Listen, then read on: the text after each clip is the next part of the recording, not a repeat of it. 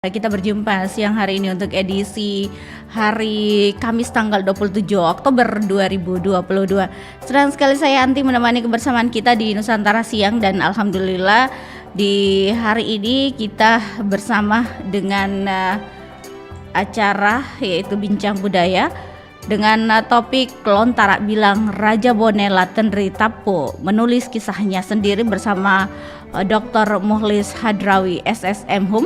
Beliau adalah dosen Departemen Sastra Daerah FIB Unhas. Baik, kita menyapa beliau di ujung telepon. Assalamualaikum, selamat siang Pak Mukhlis. Waalaikumsalam warahmatullahi wabarakatuh. Selamat siang Mbak Anti. Iya, apa kabar Pak? Ya, alhamdulillah baik-baik. Di Bone hujan? Sekarang lagi berada di kota Watampo nih. Hujan Pak hari ini di Bone? Iya. Kelihatannya cuaca sangat cerah. Oh, cerah sekali, aman, ya cuacanya aman. Ya. Alhamdulillah. Oke, Pak Mukhlis, kita bicara tentang Lontara Bilang Raja Bone Latendri Tapo menulis kisahnya sendiri. Nah, sebenarnya seperti apa nih Lontara Bilang yang Raja Bone sendiri menulis kisahnya? Silakan. Oh iya. Baik Mbak, saya sapa dulu audiens. Ada ini Mbak, kebetulan ada mahasiswa saya yang juga lagi monitor, mahasiswa Departemen Sastra Daerah. Halo semua, peserta mata kuliah Teori dan Metode Filologi. Oke. Selamat siang semuanya ya. Semoga semuanya dapat bergabung pada kesempatan ini. Dan seluruh pemirsa di mana saja Anda berada yang terhubungkan dengan siaran ini, semoga sehat-sehat semua. Amin, amin. Baik Mbak Anti, tema kita kali ini akan dibahas mengenai catatan harian, atau kita lebih mengenali di dalam hasanah naskah Buddhis, yakni disebut dengan Lontara Bilang. Jadi Lontara Bilang ini salah satu genre atau jenis daripada naskah warisan tertulis di Sulawesi Selatan yang memang memiliki satu tipikal yang spesifik, berbeda dengan naskah-naskah Lontara pada umumnya. Dikatakan lebih spesifik karena Lontara Bilang ini adalah satu rekaman catatan harian. Jadi peristiwa hari demi hari, minggu demi minggu, bulan demi bulan, tahun demi tahun, oleh seorang raja atau seorang tokoh yang sekaligus menjadi penulisnya sendiri. Nah, di antara sekian banyak Lontara Bilang yang ada di Sulawesi Selatan, sebenarnya produksi Lontara Bilang di Kerajaan Bone pada masa lampau itu terbilang cukup banyak. Bahkan bisa kita mengatakan bahwa Kerajaan Bone lah yang paling subur dalam melahirkan Lontara-Lontara Bilang. Apakah Lontara Bilang itu ditulis oleh raja sendiri? Apakah juga ditulis oleh aristokrat lainnya seperti Tomari Laleng? Tomari Laleng itu mungkin bisa kita selaraskan dengan Menteri Dalam Negeri. Atau adakah yang ditulis khusus oleh memang sekretaris raja? Atau memang yang disebut dengan juru tulis di dalam istana? Dan ada juga memang yang ditulis oleh aristokrat lainnya yang memang gemar menulis catatan-catatan harian atau merekam peristiwa keseharian, apa yang dilakukan, bertemu dengan siapa, apa yang terjadi, bahkan pun mencatat apa yang dia pikirkan. Ini menarik sekali. Dan di antara sekian banyak catatan harian itu, memang banyak dikenal selama ini ditulis sendiri oleh Raja Bone. Salah satu Raja Bone yang paling dikenali sebagai seorang raja yang mengembangkan tradisi tulis dengan cantiknya, yakni Latendri Tapo, Sultan Ahmad Asali, yang bergelar Anumerta Matinroeri Rompe Gading.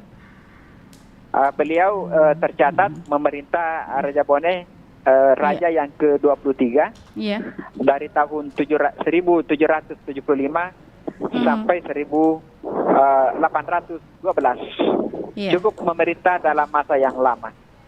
Ya, tetapi yang terpenting perlu dicatat dalam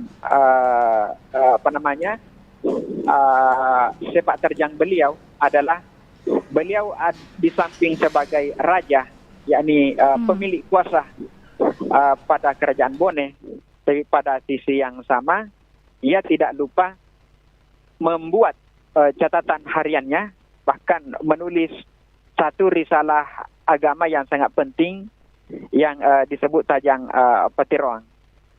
Artinya apa? Kesimpulan pertama yang bisa kita raih dari pembukaan bicara ini, bahwa dalam kerajaan Bone, raja memegang satu peranan yang amat penting, yakni dalam urusan menulis, yang melahirkan naskah, selain dia bertindak sebagai penguasa atau petinggi politik di dalam kerajaan. Itu Mbak, yang pertama.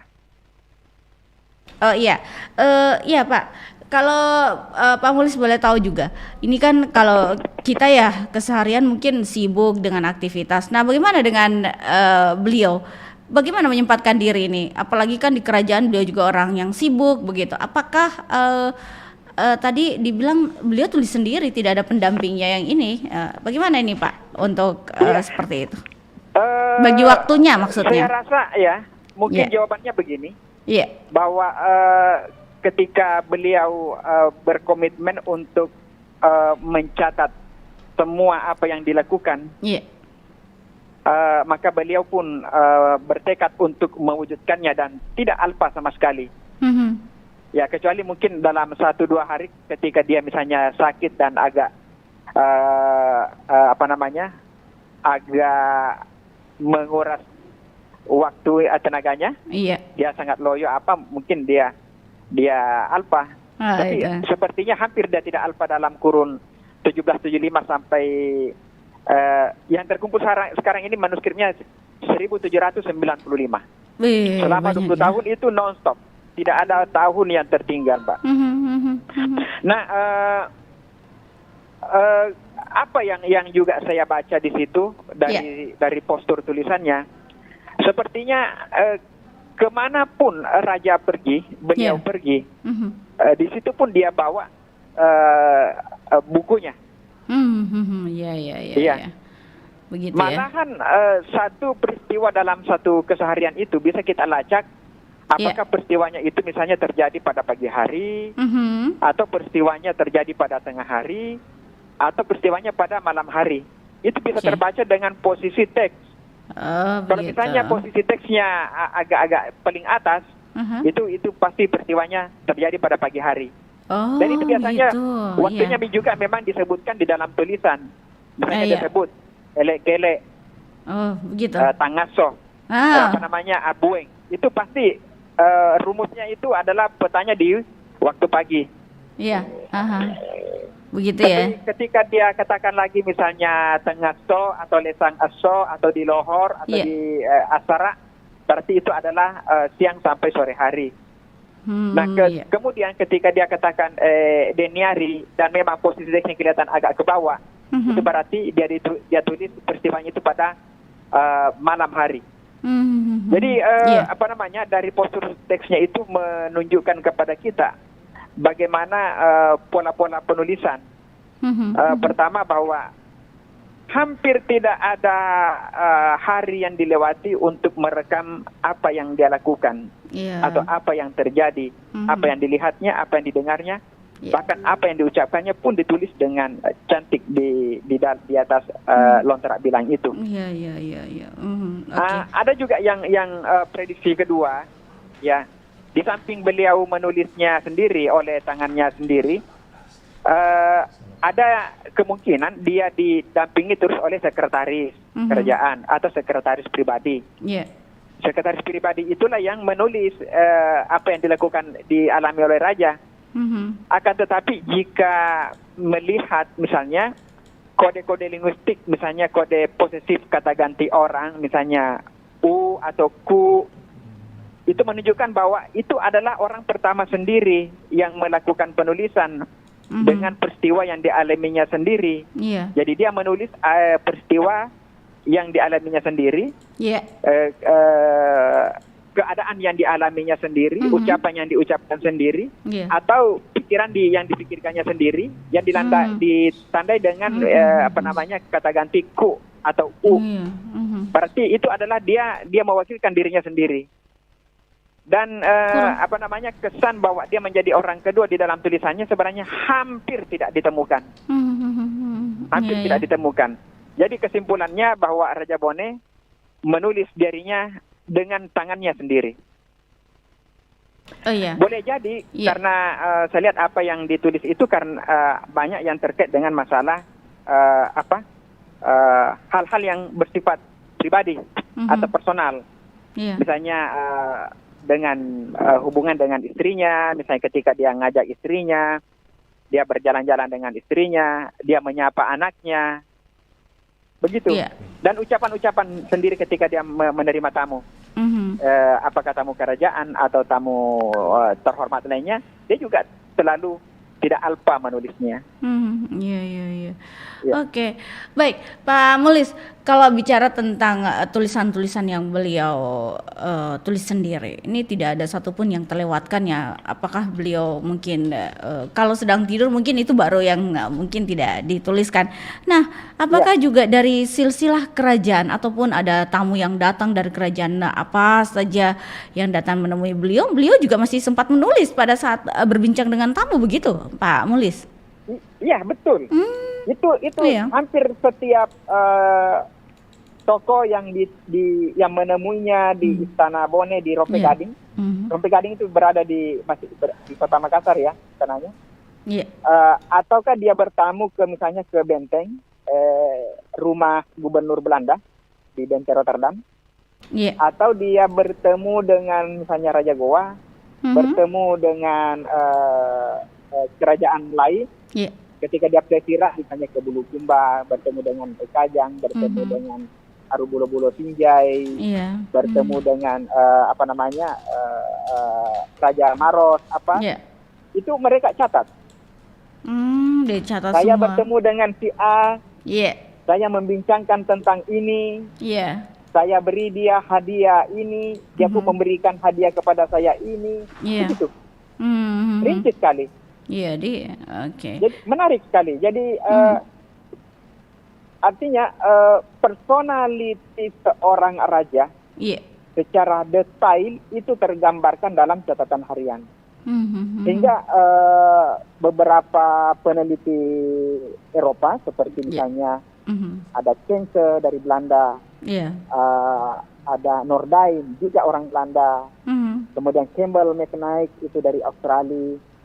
Atau pakar-pakar lainnya, Leonard Andaya, Christian Pelras, sepertinya sama-sama mengatakan bahwa catatan harian adalah dokumen pribumi yang paling sahih, yang paling nyata, karena dia menceritakan peristiwa sedetail-detailnya. Dan menyebutkan dengan siapa pihak yang berkomunikasi atau yang terlibat dalam satu pembicaraan. Dan yang lebih penting Mbak, itu realnya itu adalah harinya disebut, tanggalnya disebut, bulannya disebut, tahunnya pun disebut. Ya, jadi detail sekali ya, Pak Mulis ya. Sehingga Lontara Bilang ini dianggap sebagai teks pribumi yang paling memiliki nilai sejarah tertinggi di antara semua dokumen-dokumen pribumi lainnya. Alasannya kenapa begitu, Pak Dokter? Dianggap paling berkualitas karena dan paling objektif karena tadi itu menuliskan peristiwa yang terjadi pada saat itu juga. Betul. Jamnya juga ya Pak Dokter ya. Jamnya juga, harinya juga, bulannya juga, saat itu juga. tidak menyimpan ada satu peristiwa dilihat dan disaksikan hari ini, kemudian mengendap 1 bulan atau mengendap 2 bulan, 3 tahun, 10 tahun baru ditulis. Tidak seperti itu. Karena pasti kita yakin bahwa sebuah peristiwa yang terjadi hari ini dan ketika ditulis pada hari berikutnya atau bulan tahun berikutnya, pastilah kita bermasalah dengan memori. Ya, betul. Ya, memorinya itu apakah yang ditambahkan atau dikurangi, atau kan mungkin melenceng sama sekali. Jadi itulah tadi saya katakan bahwa kualitas daripada teks Lontera bilang menjadi satu kualitas yang terpenting di antara sederetan dokumen-dokumen pribumi lainnya yang dapat dijadikan sebagai sumber sejarah pada masa lampau. Ya. Oke, Pak Dokter, kembali lagi bicara tentang Lontera bilang ini kan sudah berpuluh-puluh tahun disimpan begitu. Bagaimana beliau bisa mengawetkan buku tersebut? Kalau dibilang kan sudah beberapa turunan ini begitu. Apakah memang buku itu ada yang simpan sendiri atau bagaimana nih, Pak Dokter? Oh iya, kalau masalah pengawetan, itu kan sebenarnya pengawetannya itu kalau dalam ilmu filologi ada 2. Pengawetan secara tradisional itu yang ada di tangan-tangan masyarakat, itu cukup disimpan pada tempat yang suhunya yang tidak ekstrim ya, tidak kena panas, tidak juga lembab. Biasanya orang-orang kampung itu menyimpannya pada lemari. Oh begitu.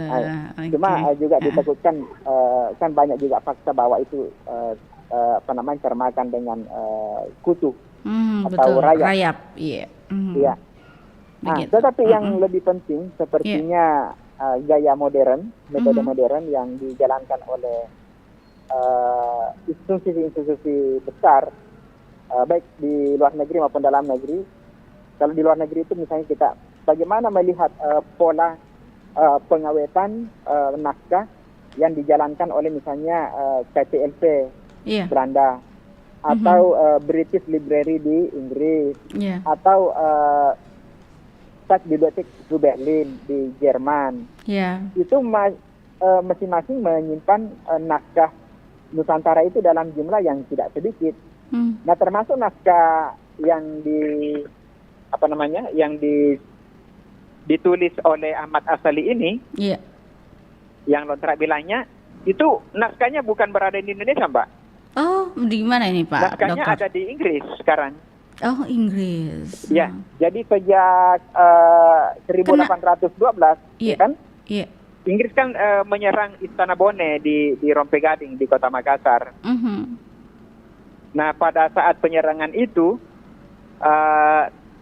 catatan harian Ahmad Asali ini kan ada di istana itu, dan itu tanda petik disita oleh Inggris, tentara Inggris. Setelah disita, kemudian naskah itu dibawa ke Eropa dan sampai hari ini disimpan di British Library sampai sekarang ini. Dalam kode nomornya itu adalah bisa ditelusuri. Mungkin ada pemirsa mau mencatatnya. ADD Alpha Delta Delta 12354.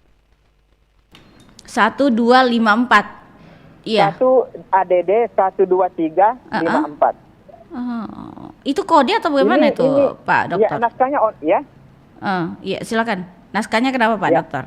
Ya, naskahnya ini kodeks atau naskah fisiknya masih tersimpan di British Library sampai hari ini. Ya, bagi saya belum dulu dipikirkan bagaimana repatriasi yang dilakukan, karena kalau repatriasi kembali ke sini, jangan-jangan pulang ke sini hilang. Hilang satu-satu nih, Pak Dokter. Karena pasti karena semua peneliti ingin melihat begitu, bagaimana tulisan aslinya, ditulis di mana begitu. Ada ingin merasa mau tingkat kepemilikan yang lebih tinggi, ya diambillah secara personal, itu tidak bagus. Jadi untuk sementara di sana. Oh, di sana dan saya memilih sementara ucapan itu karena sekarang British Library itu tidak pelit. Mereka kasih. Naskahnya sekarang itu bisa kita akses dengan gratis di web British Library. Kita masuk aja, kemudian web perpustakaannya British Library. Kemudian kita mencoba menelusuri kode naskahnya alfa delta delta 12354. Kita akan tersuguhkan langsung dan bisa di-download dengan gratis. Jadi tidak masalah. Tidak masalah ya. Yang penting aslinya di Inggris begitu, jangan dibawa pulang. Iya. Ya. Kalau saya biar aja dulu di situ karena lebih aman. Iya. Ya lebih aman di sana lah. Lebih aman untuk sementara. Toh juga kalau diperlukan teksnya kan Inggris juga sudah terbuka. Dan kita bisa mengaksesnya dengan gratis. Memang di sisi lain ya mungkin kita sedikit menyayangkan karena itu kan punya kita begitu Indonesia. Fisik atau material budaya kita kan yang sangat berharga itu justru ada di luar, bukan di sini.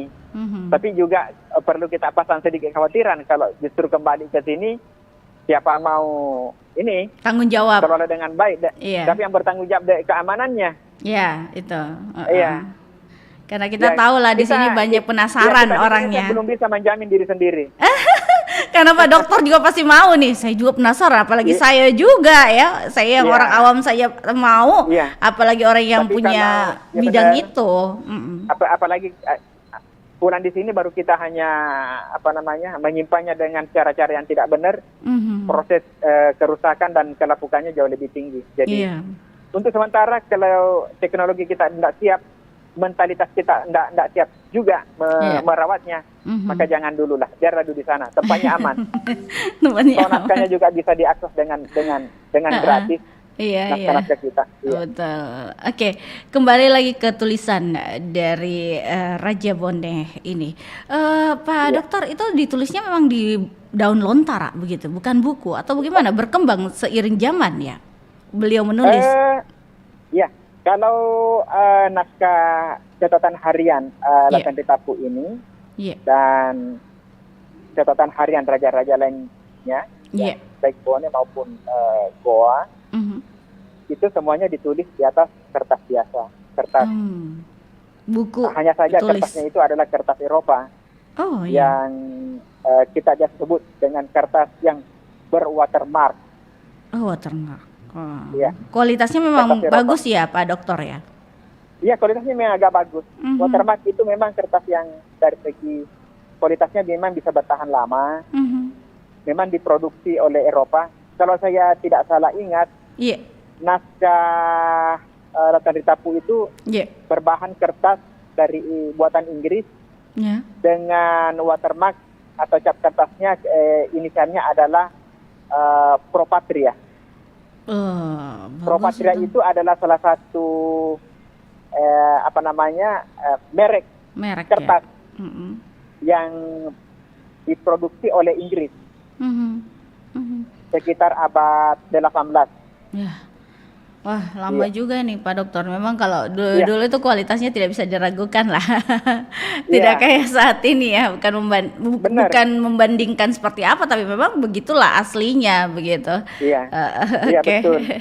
Pak Mulis, nanti kita akan lanjut lagi berbincang tentang Lontara Bilang yang ditulis sendiri oleh Raja Boneh Latan Ritapu. Sesaat lagi kita dengarkan dulu ada lagu yang saya mau hadirkan. Berikut lagu dari Sultan Cini, Sekre Alu Sekre Asung.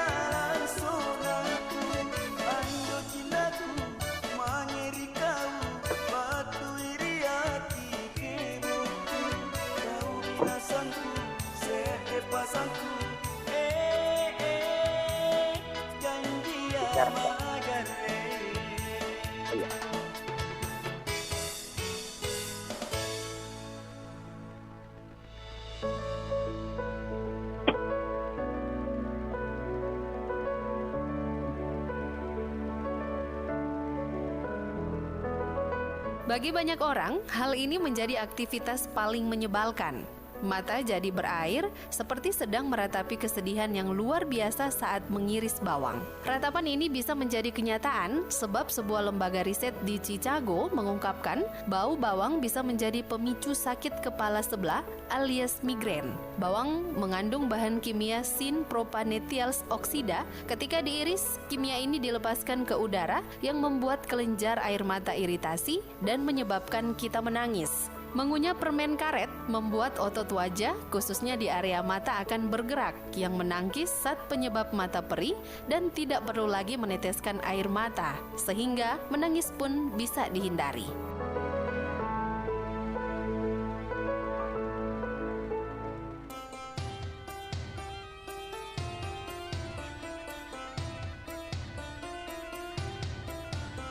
Pro 4 RRI Makassar, Ensiklopedi Budaya Keindonesiaan.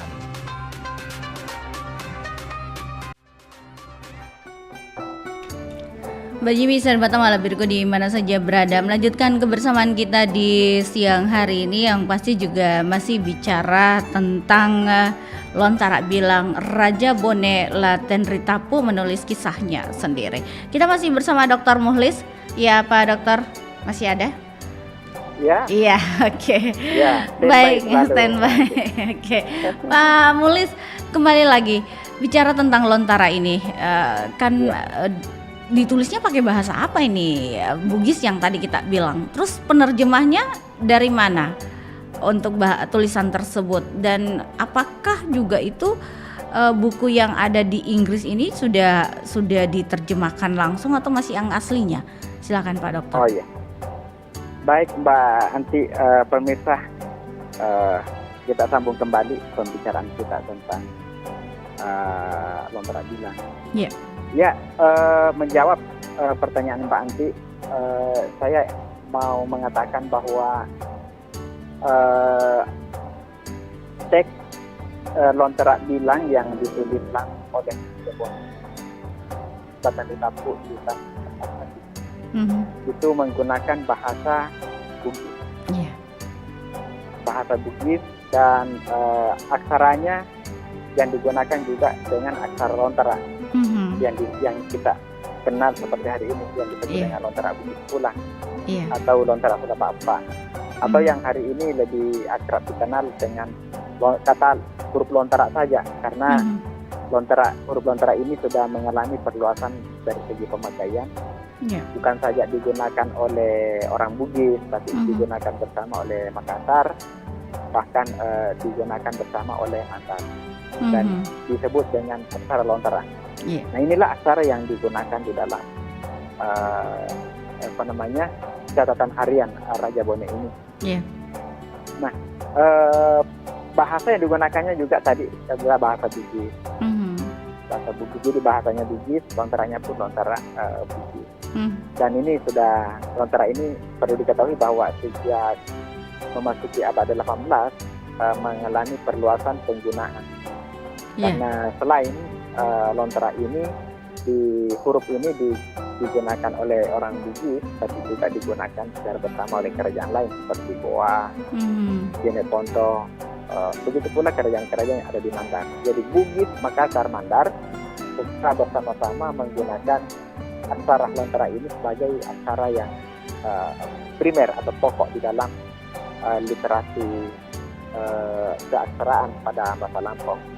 Dan inilah kita bisa lihat bahwa warisan-warisan manuskrip atau naskah yang dulu ada ditulis sekian ratus tahun yang lalu, 400, 300, 200, 100 tahun yang lalu, itu adalah menggunakan aksara Lontera.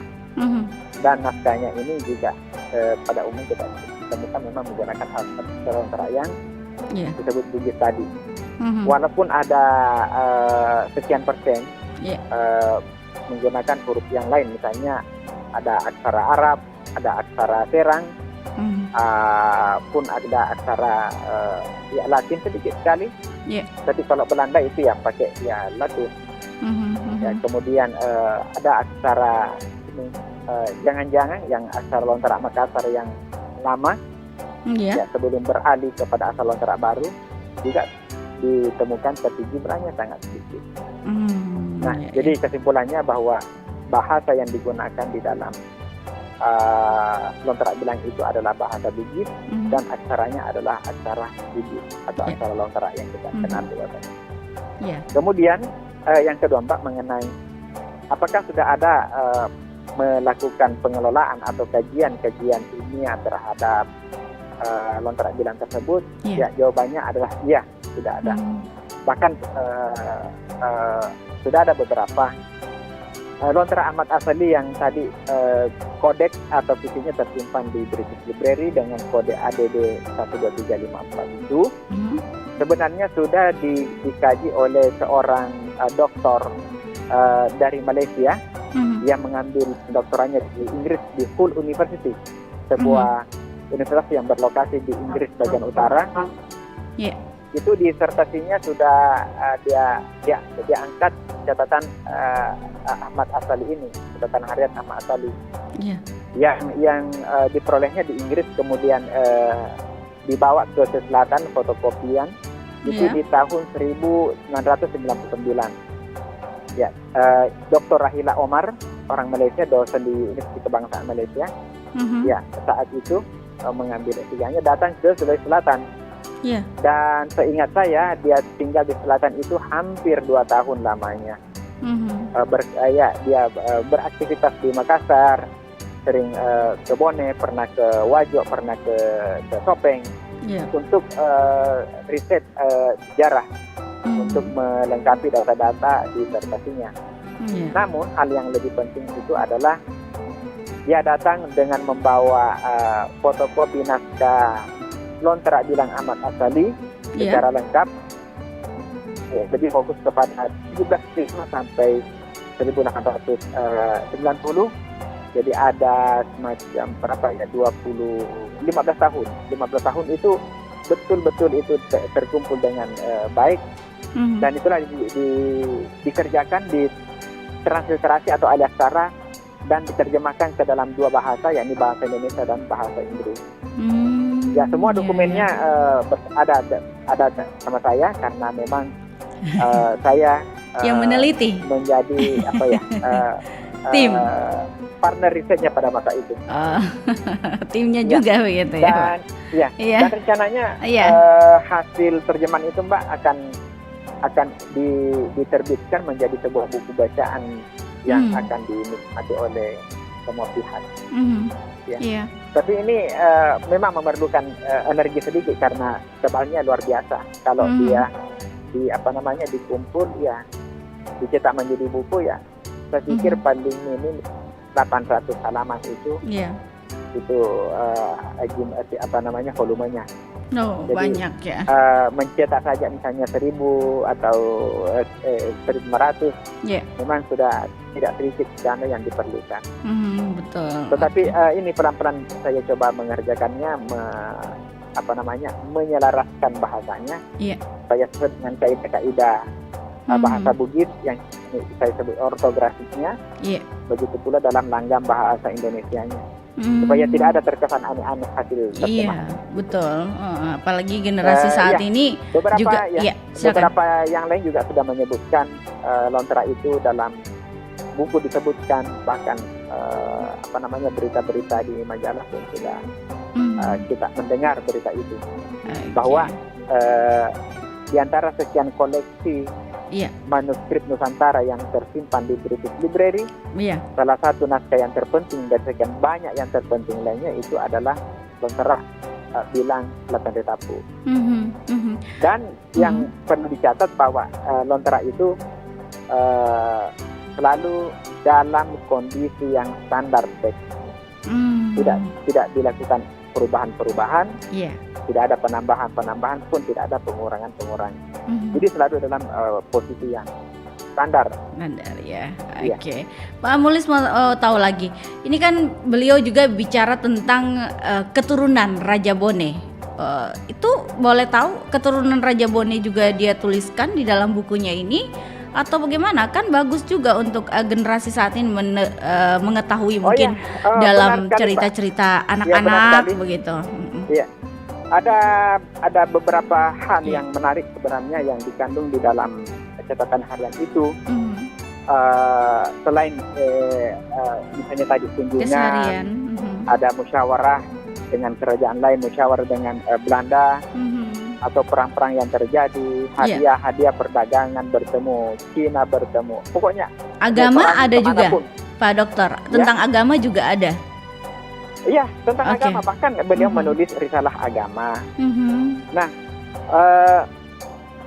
menyangkut tadi itu mengenai keturunan, itu memang karena rupanya Ahmad Asali ini adalah Raja Bone yang sangat penting bagi cetakan raja-raja Bone berikutnya. Karena kelihatan bahwa Raja Bone berikutnya itu sampai yang terakhir Puata Lama Pengisi itu adalah masih keturunan daripada Latandri Tapu. Jadi kelihatan rapi sekali struktur keturunannya itu dan bagaimana keturunan itu kemudian mendapatkan hak untuk menduduki istana Bone. Nah, disebutkan di situ ada anak yang dilahirkan, misalnya Lama Patundru.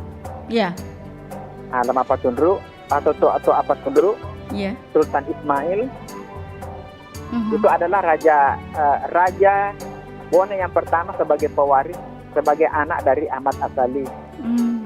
setelah nama Patundruk selesai karena dia betul-betul melawan Belanda, digantikan lagi anaknya namanya Lama Paseling. Setelah Nama Paseling turun, digantikan lagi masih anaknya namanya I Maneratu. Nah, inilah anak-anaknya inilah kemudian mewariskan darah kekerabatan raja-raja Bone berikutnya. Jadi kehadiran catatan harian ini memang begitu sangat penting untuk membuat legitimasi keturunan-keturunan bangsawan dan raja-raja yang memerintah berikutnya, terutama Ahmad Sali, karena semua anaknya itu dikisahkan, disebutkan di dalam catatan hariannya. Bahkan lebih dari itu, ketika istrinya hamil, dia sebut. Misalnya Nalise Puana Batara Tungke. Puana Batara Tungke itu adalah sapaan untuk sang Prameswuri. Batara Tungke itu adalah anak pertama laki-laki yang dirujuk tadi kepada Toa Patundruk. Nalise Inanna atau Puana Lama Patundruk. Itu Nalise artinya itu mamanya Lama Patundruk itu hamil. Itu selalu dikisahkan. Natama anak telung pulang, adik karena Puana Batara Tungke. Jadi sudah 3 bulan umur kehamilannya istrinya, sampai 6 bulan, 7 bulan, 8 bulan, masuk 9 bulan dia sebut lagi nama Nguriwa Puana Batara Tungke. Itu artinya mulai terasa ya ada gejala-gejala untuk bersalin. Itu disebut. Kemudian kalau lahir disebut lagi Najaji, ya, lahir lagi anaknya, dan dia langsung diberikan nama. Dan yang menarik itu nama-nama yang dicatat Ahmad Sali untuk anak-anaknya adalah nama-nama yang lengkap, dan itu serasi dengan sumber-sumber lokal lainnya, misalnya Lontrak Pengurisan atau Lontrak Silsilah, cocok. Jadi teks yang ada dalam Lontrak Bilang itu menyajikan informasi yang nyata, yang benar.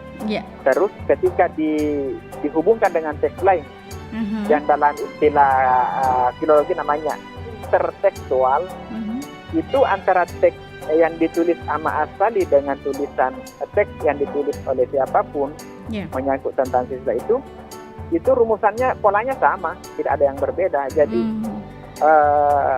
saling melegitimasi. Lontrak catatan harian tulis Raja Bone terlegitimasi bahwa memang apa yang disebutkan itu adalah benar.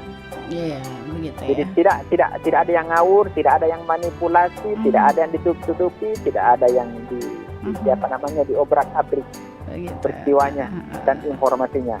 Semuanya informasi yang terjadi, yang dilihat, yang diucapkan, tersajikan dengan situasi apa adanya. Hebat kalau begitu. Itulah sebabnya dikatakan bahwa salah satu ciri daripada Lontrak Bugis itu dan Makassar adalah kepolosan atau keluguan atau kemurnian di dalam menceritakan peristiwa-peristiwa yang ada. Peristiwa tidak di-stel, tidak dimain-mainkan. Semuanya diolah dengan apik dan cantik. Dengan prinsip objektivitas yang tinggi. Jadi begitulah, Mbak. Jadi tidak ada dipalsukan begitu ya, Pak Dokter ya. Oke. Baik Pak Dokter, kita sudah sampai di penghujung acara. Ini kebersamaan kita tentang bincang budaya hari ini. Lontrak Bilang Raja Bone Laten Ritapu menulis kisahnya sendiri. Mungkin ada kesimpulan atau harapannya di siang hari ini, silakan Pak Dokter. Tentu saja ada usulan dan harapan. Usulan adalah mungkin tibalah waktunya kita ini jangan ditunda dan jangan diabaikan lagi, terutama pihak yang memiliki kewenangan ya dalam dokumen-dokumen seperti itu, warisan tertulis, untuk membuat perhatian lebih serius, terutama pihak pemerintah. Misalnya mungkin Provinsi Selatan, apakah Pak Gubernur atau dialihkan kepada pemerintah daerah, bupati dalam hal ini, untuk memikirkan satu mungkin tempat yang memang bisa menjadi koleksi naskah-naskah Sulawesi Selatan. Ya. Ya, karena itu harus diberikan perlakuan dan pengelolaan secara tersendiri. Tidak seperti dengan pengelolaan dengan buku-buku lain, tidak boleh. Ya. Harus dengan tempat tersendiri, cara tersendiri, suhu tersendiri, dengan model-model tersendiri. Setelah ada itu ya akan diikuti dengan kegiatan lanjutan, misalnya melakukan pengkajian. Nah, jadi bagaimana tempat itu, misalnya pusat koleksi manuskrip Sulawesi Selatan, kemudian diikuti dengan pengkajian. Ya, apakah menyangkut tentang misalnya transliterasi, penerjemahan, kemudian analisis supaya apa yang terkandung di dalam naskah itu sebagai sebuah satu pengetahuan yang ada pada masa bukan luar biasa hebatnya. Kemudian kearifan lokal yang begitu luhurnya itu bisa kita temukan kembali, eksplorasi kembali, kemudian dapat dimanfaatkan untuk pengembangan bangsa, terutama pada pemikiran dan pembentukan budi bangsa Indonesia yang berbasis budaya lokal. Nah, saya pikir disitulah konsep Nusantara. Bagaimana Indonesia ini dibangun berdasarkan pada kekuatan kebudayaannya sendiri, bukan karena imitasi dari luar. Demikian, Mbak. Baik, terima kasih Pak Dr. Mulis Hadrawi SSM Hum. Beliau adalah dosen Departemen Sastra Daerah FIB Unhas. Kebersamaan kita di Bincang Budaya hari ini mengenai Lontara Bilang Raja Bone Laten Ritapu menulis kisahnya sendiri. Mudah-mudahan ada manfaatnya dan sampai jumpa di Bincang Budaya berikutnya, Pak Dokter. Assalamualaikum warahmatullahi wabarakatuh dan sukses selalu. Waalaikumsalam warahmatullahi wabarakatuh. Terima kasih Mbak Anti, terima kasih semua pemirsa yang sabar mengikuti siaran langsung ini.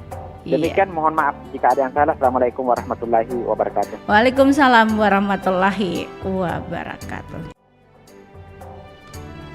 Oke Pak Ibu. Tunggu dulu, saya pakai baju dulu nih. Langsung Miki.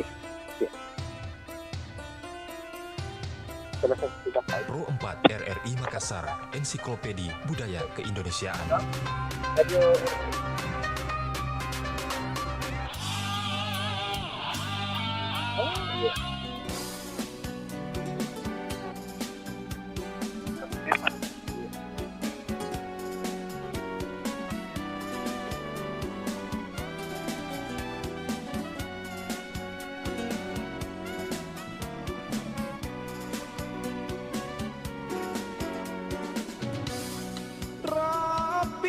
Temi si taung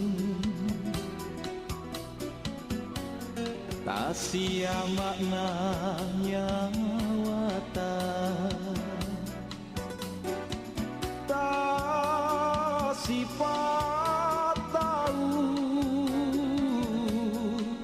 nacini racun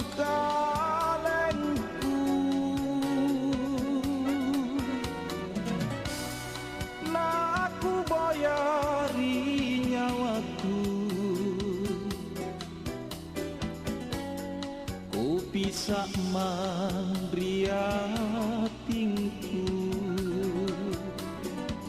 takku kasukman kana lebat kisi gendra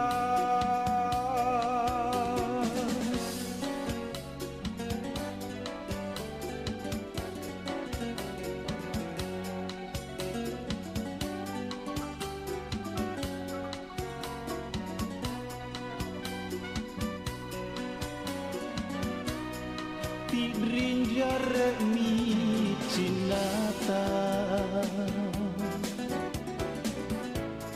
kinampala si bokoi la sila lea sisa lari dan la sata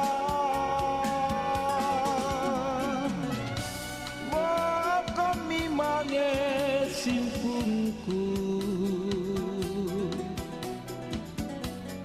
puna ia panu sungguh nu tekne lalo nu belari sasa lala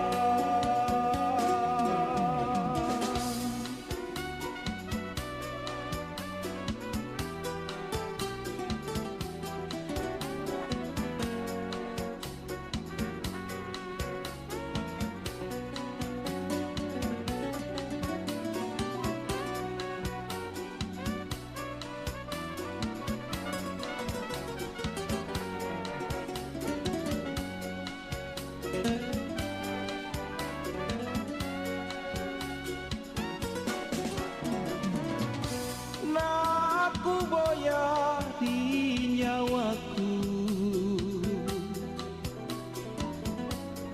Upi sak mandriatingku Taku kasuma Kana lebat kisi gendra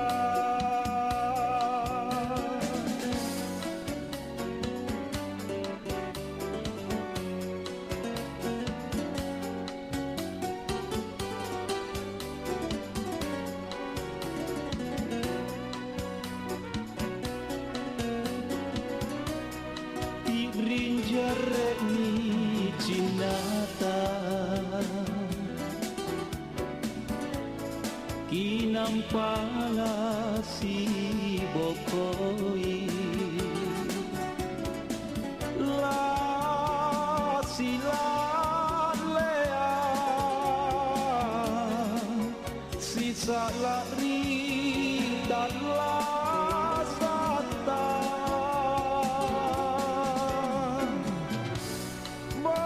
Kami mangesin kungku Una ia panung sungguh Nu tekne lalo Nu belari sasa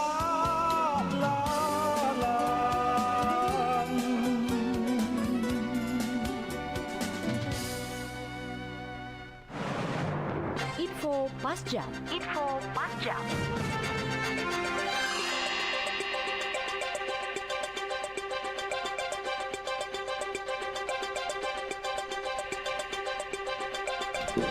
Pas jam 12 waktu Indonesia Tengah. Sari Batam Balak Beriko mengeluarkan zakat adalah wajib hukumnya bagi yang mampu, karena itu perlu terus didorong dan dibudayakan di kalangan masyarakat. Di Kabupaten Sidrap, hasil pengumpulan zakat diantaranya dimanfaatkan untuk bantuan bedah rumah dari Badan Amil Zakat Nasional Basnas Kabupaten Sidrap. Bupati Sidrap Hadollah Mando ikut menghadiri penyerahan bantuan bedah rumah di Kelurahan Lancirang, Lancirang, Kecamatan Pitu Riawah kemarin. Bantuan bedah rumah diberikan kepada Idemma, warga Jalan Pisang lingkungan 1 Lancirang, Kecamatan Pitu Riawah. Dalam kesempatan itu Bupati Sidrap Dollah Mando mengatakan zakat merupakan kewajiban bagi umat muslim yang mampu. Untuk itu dihimbau kepada seluruh warga untuk rajin mengeluarkan zakat, infak, dan sedekah. Sementara itu Ketua Basnas Sidrap H. Mustari menyampaikan penerima bantuan rumah tersebut memang layak untuk mendapatkan bantuan. Selanjutnya Mustari mengungkapkan dana yang digunakan untuk membangun rumah tersebut merupakan zakat masyarakat. Demikian Pas Jam pukul 12 waktu Indonesia Tengah. Sampai jumpa di Pas Jam berikutnya.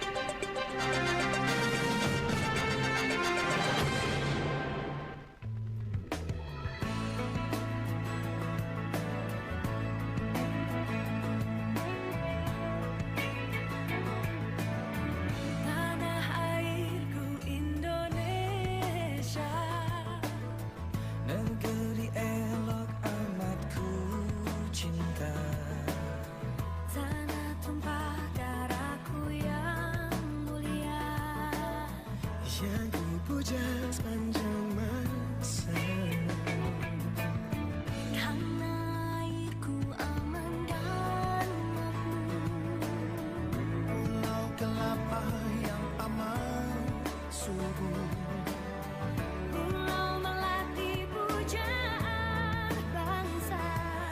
sejak dulu kala.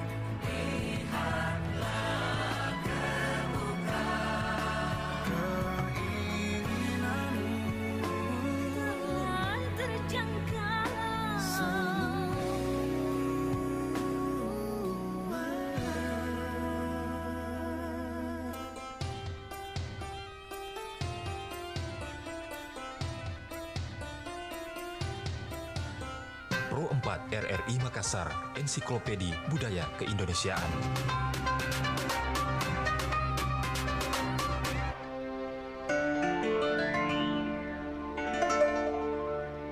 Apa maimu wala mi ende di woyau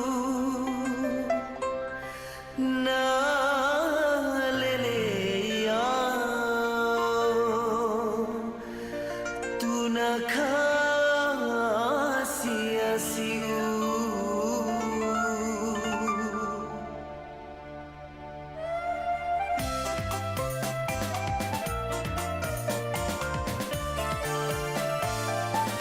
Apa maimu wala mi ende di woyau na leleya tuna kasih-siu.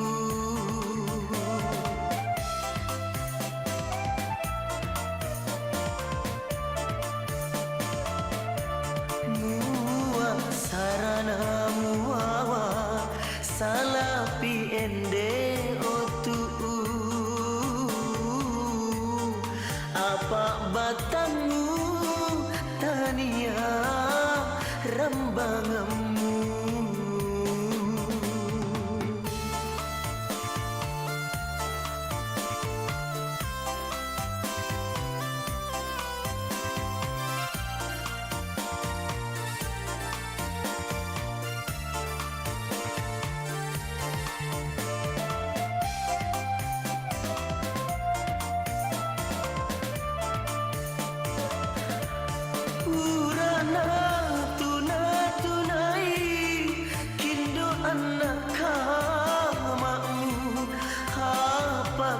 Dia usulung nama sarang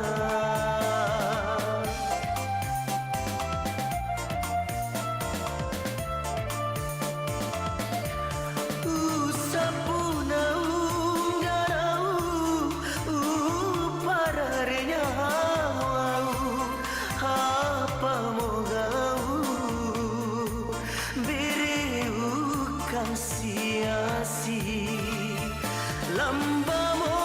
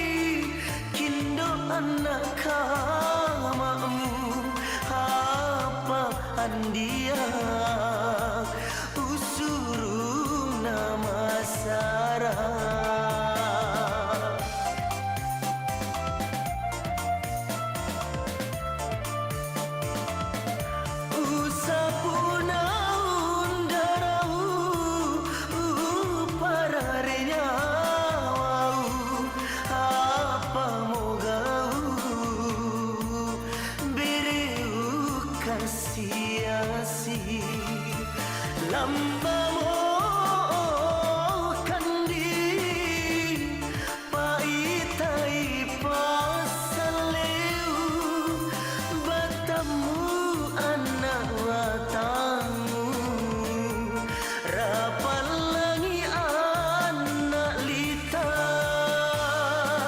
apa maimu ala mi ende di goyau naleleya tuna kasih hasiu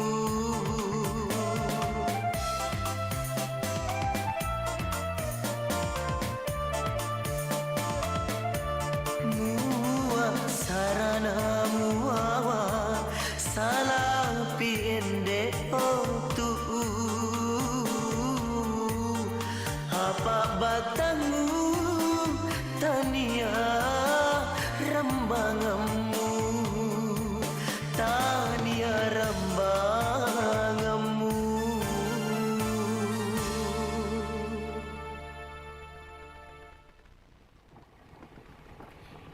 Tahu nggak? Tadi aku baca berita di koran, ada ibu-ibu lagi main HP di motor, terus kena jambret.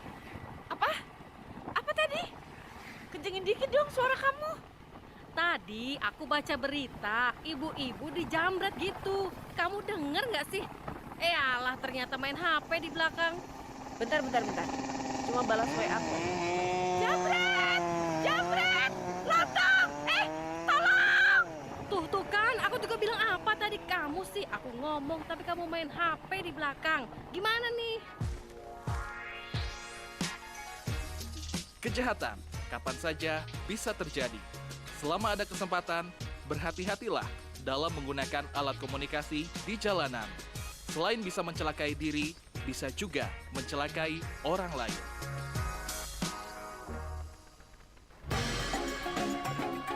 Nusantara Siang, Pro 4, RRI Makassar.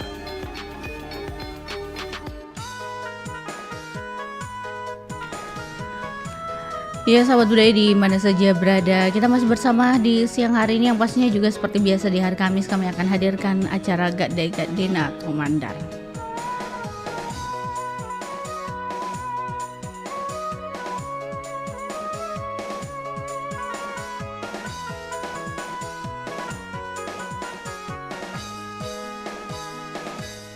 Nama dia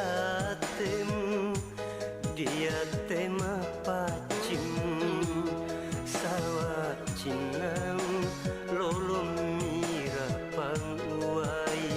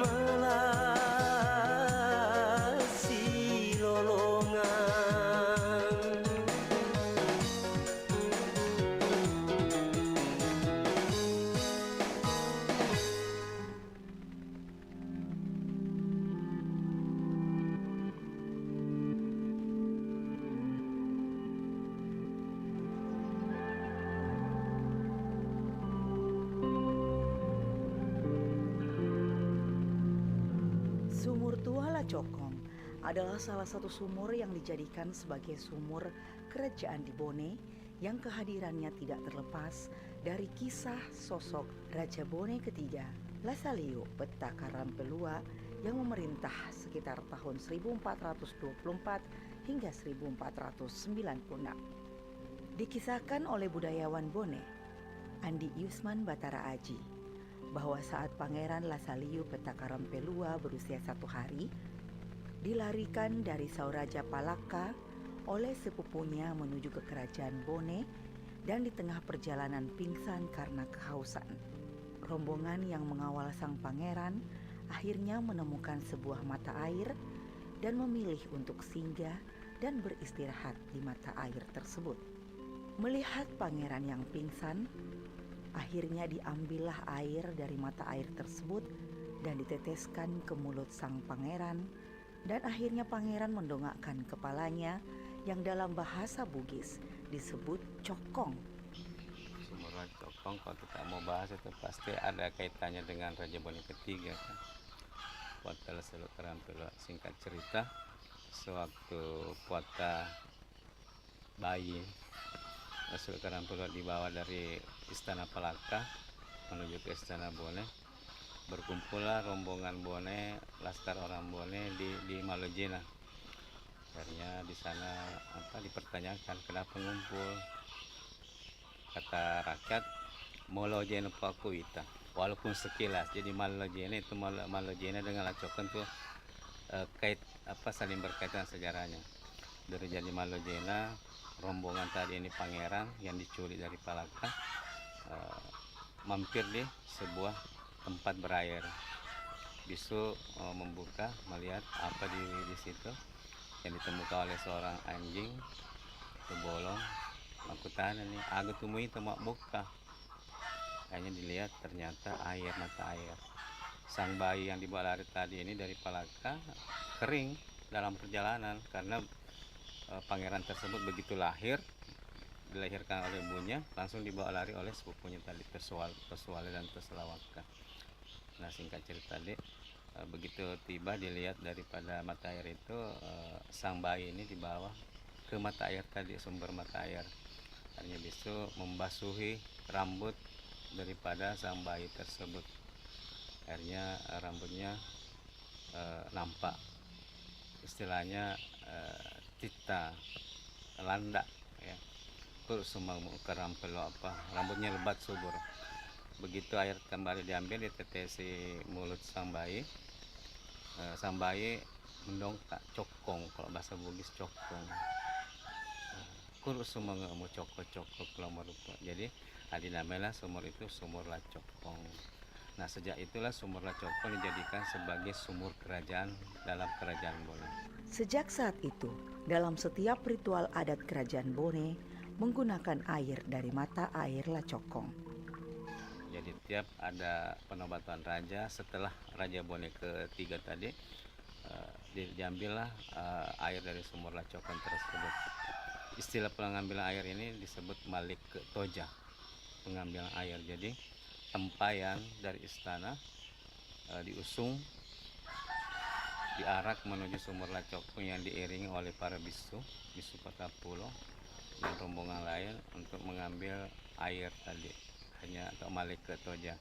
Air inilah dibawa ke istana, dipergunakan buat ritual tadi, apakah itu pelantikan raja atau kelahiran putra mahkota, atau buat mandi sang mempelai pengantin dari istana, atau bahkan mungkin saat Barata sang raja mangkat. Jadi prosesinya seperti itu, tidak langsung diambil, tidak langsung diterima, tapi melalui proses ritual namanya Malik ke Toja. Nah, itulah sampai akhir kerajaan, dan sampai sekarang situs Sumur Lacokong masih digunakan dalam ritual-ritual dalam kerajaan Bone sampai sekarang.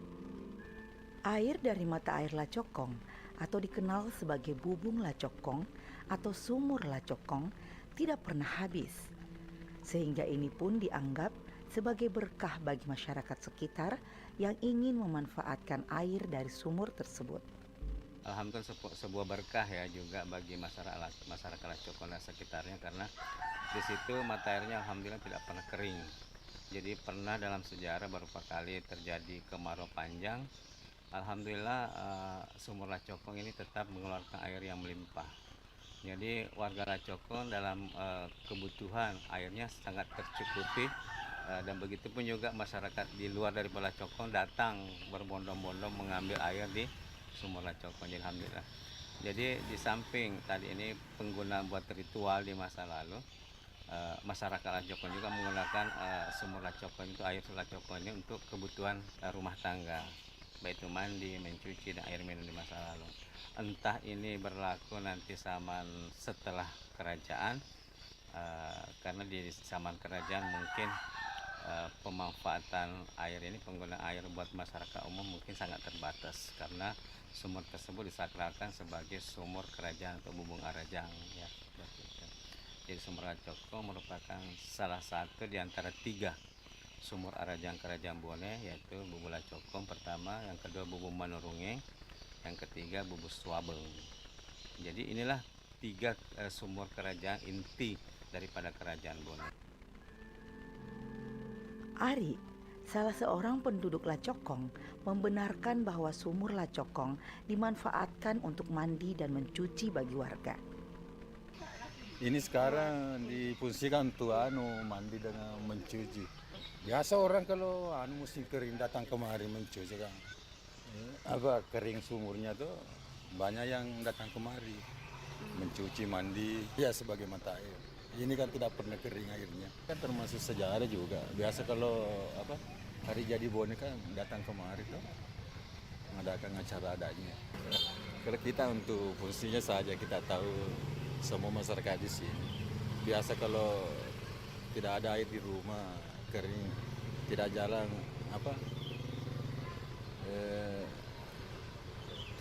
tidak jalan airnya tuh, ledenya itu datang kemari mandi mencuci. Andi Yusman menjelaskan, seperti layaknya sumur lainnya, perlu ada pemeliharaan. Bahkan ada proses pembersihan setiap tahunnya menjelang Ramadan, agar sumur Lacokong tetap awet dan terawat seperti sekarang. Ya, biasanya itu kalau sumur Lacokong dibersihkan menjelang Ramadan, jadi masyarakat, anak-anak, remaja terlibat. Soal konsumsinya, ya masyarakat setempat juga masing-masing membawa, jadi disitulah silaturahim juga kan, terus sedekah bareng, masing-masing membawa makanan. Ada situ yang kita lihat di dalamnya, keunikan sumur itu. Ada batu di bawah itu merupakan replika dari sumur itu. Mungkin arsitekturnya dulu mendesain seperti itu, akhirnya mewariskan sampai sekarang. Keunikan yang lainnya juga itu ikannya. Kok ikan yang lain kan saat air terkuras, ikannya itu baring, terbang. Ikan di sumur Lacokong itu ada sepasang itu, dia tetap berdiri di tempatnya. Jadi posisi berdiri. Kalau kita manusia, ikan itu posisi berdiri. Nantilah tokoh-tokoh masyarakat atau orang dituakan menimang ikan tersebut rebah. Setelah ditimang, dibawa di baskom, baru setelah terisi kembali sumur Lacokong, ya, ikan ini yang pertama dikembalikan dimasukkan ke sumur kolam tersebut. Inilah salah satu keunikan dibanding sumur-sumur yang lain ya, seperti itu. Ya, ada replika batu yang menggambarkan gambar sumur itu. Jadi kalau kita melihat batu itu, itulah sumur Lacokong mini, replikanya dalam bentuk ini. Itu tadi. Terus ini tadi ikannya itu yang unik juga. Ya. Jadi ikannya berdiri tidak seperti ikan yang lain. Jadi saat ditimang baru dia rebah baru. Banyak keunikan yang bisa ditemukan ketika kita memasuki sumur Lacokong. Selain bentuknya seperti kolam, di sekelilingnya juga berdiri tembok yang memagarinya. Bahkan, sulit untuk menentukan atau memprediksi seberapa dalam sumur tersebut. Kalau kedalamannya itu relatif aneh sini. Karena terkadang orang tinggi tenggelam, orang pendek malah tidak tenggelam. Jadi kadang kita berdiri di dasar yang sama, ada yang tenggelam, ada yang tidak. Jadi dasarnya tidak bisa ditetapkan sekian meter karena kelihatannya sekian, rendah, cuma terkadang orang berdiri di situ malah tenggelam. Jadi inilah keunikan sumur ini. Jadi terkadang orang nanya kedalamannya berapa, saya bilang relatif, tergantung orangnya. Terkadang orang pendek tidak tenggelam, orang tinggi malah tenggelam, ya begitu. Ada juga orang tinggi yang mungkin ini tidak tenggelam, ada yang pendek mungkin juga gimana tenggelam. Jadi relatif, tidak bisa dipatok sekian meter, karena walaupun kelihatan sekian, tapi hasilnya kadang beda. Kadang kita berdiri sama-sama, kalau misalnya dibersihkan, waktu kami kecil kadang berdiri sama-sama, ada yang tenggelam, bahkan biasa orang tenggelam itu lebih tinggi dari kita, dari kami. Jadi begitu terus berlaku, dan kami terkadang bicara sama orang-orang generasi sebelum kita, jawabannya juga begitu. Bahwa kita dulu waktu zaman kami begitu ya, akhirnya kami juga ngalami seperti itu. Yang sampai anak kecil lagi di junior-junior kami begitu juga, jadi kedalamannya relatif. Inilah salah satu keunikannya sumur Lacokong. Hal lain yang harus diperhatikan bagi pengunjung sumur Lacokong adalah pemali atau terlarang bagi masyarakat umum menggunakan payung di sekitar sumur jika bukan dari keturunan bangsawan Bone.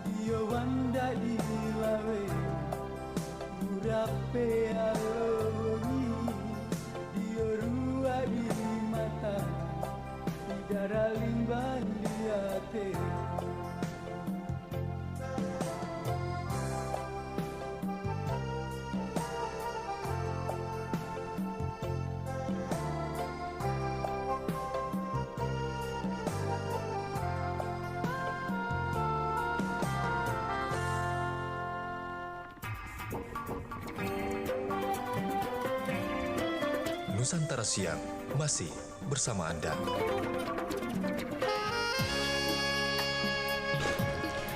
Ya, Sari Batam malam berikut di mana saja berada. Kita masih bersama di siang hari ini yang pastinya menemani kebersamaan kita di Gade-Gadena atau Mandara. Selanjutnya saya masih menghadirkan lagu dari Muhammad Ali Baal MP Biani Allah.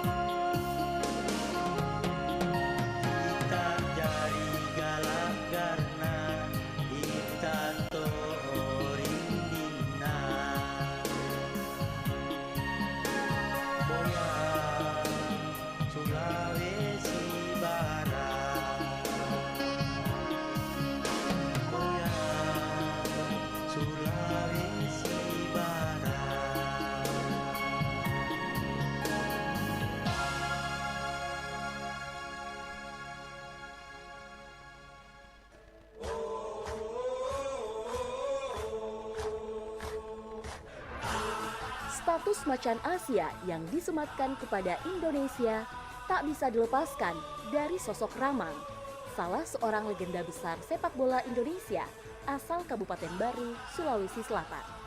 Berkat prestasinya bersama PSM Makassar dan telah diakui oleh FIFA sebagai sosok yang menginspirasi pada puncak kejayaan sepak bola Indonesia di tahun 1950-an. Lewat tendangan saltonya yang khas, Ramang kemudian menjelma sebagai striker papan atas dan memperkuat timnas Indonesia di Olimpiade Melbourne tahun 1956. Meskipun telah meninggal dunia, cerita kehebatan, aksi, dan sepak terjang Ramang telah menjadi inspirasi dalam dunia sepak bola. Bahkan sampai saat ini, PSM Makassar yang lekat dengan julukan Ayam Jantan dari Timur juga disebut sebagai pasukan Ramang.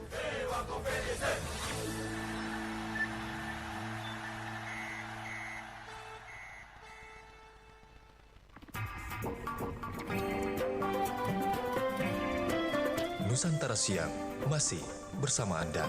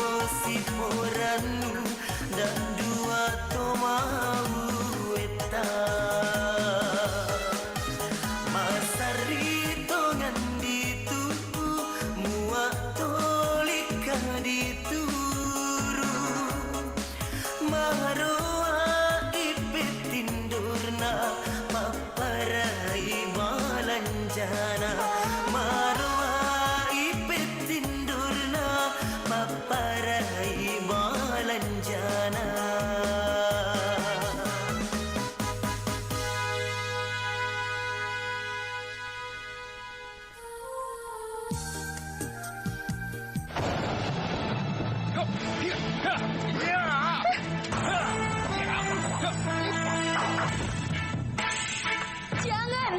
Tidak akan kami biarkan kamu mengambil satu-satunya sumber cahaya kami. Berikan lampu emergensi itu untuk keselamatan kerajaanku. Beraninya kamu, Kamandanu. Mengapa kamu tega mengambil sumber cahaya kami ini? Sebenarnya, listrik kerajaanku telah mubazir. Seluruh hartaku telah kuhabiskan untuk penerangan rakyatku. Sadarlah, Kamandanu. Penggunaan listrik di muka bumi ini sudah sangat banyak. Satu manusia saja bisa menghabiskan 150 watt setiap harinya. Wahai Nararati, aku sangat menyesal padamu. Mulai sekarang, aku akan lebih menghargai listrik. Karena listrik itu melebihi keindahan emas manapun. Tapi, aku tetap boleh meminjam lampu emergensi kan? Nusantara Siang masih bersama Anda.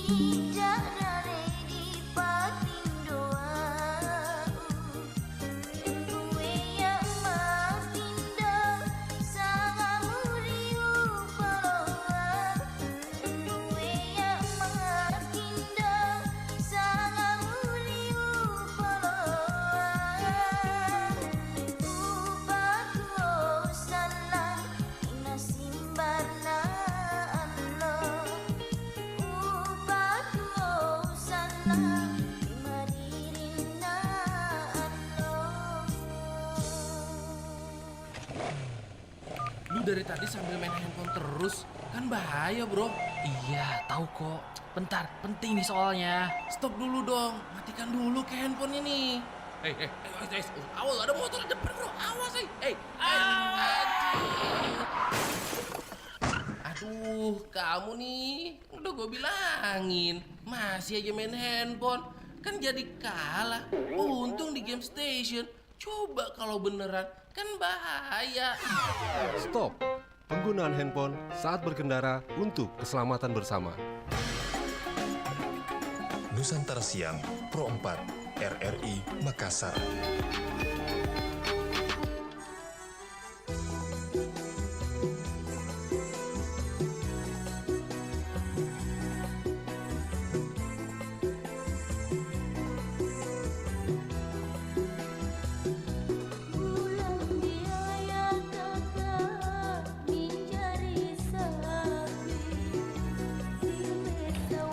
Ya, sahabat budaya di mana saja berada, kita masih bersama di siang hari ini yang pastinya juga menemani kebersamaan kita di acara Gade-Gade Nato Mandar. Sementara ada informasi, saya hadirkan saat lagi kita jelang pukul 13 waktu Indonesia Tengah.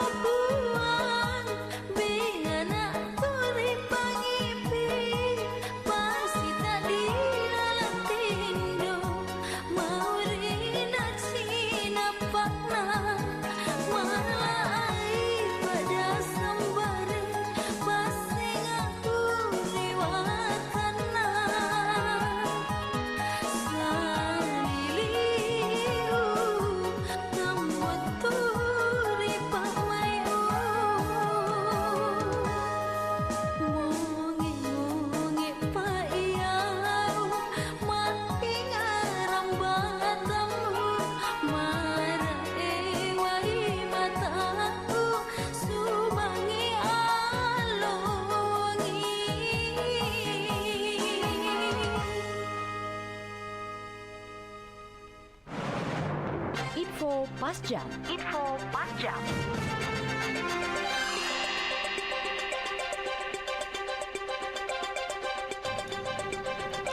Pas jam 13 waktu Indonesia Tengah.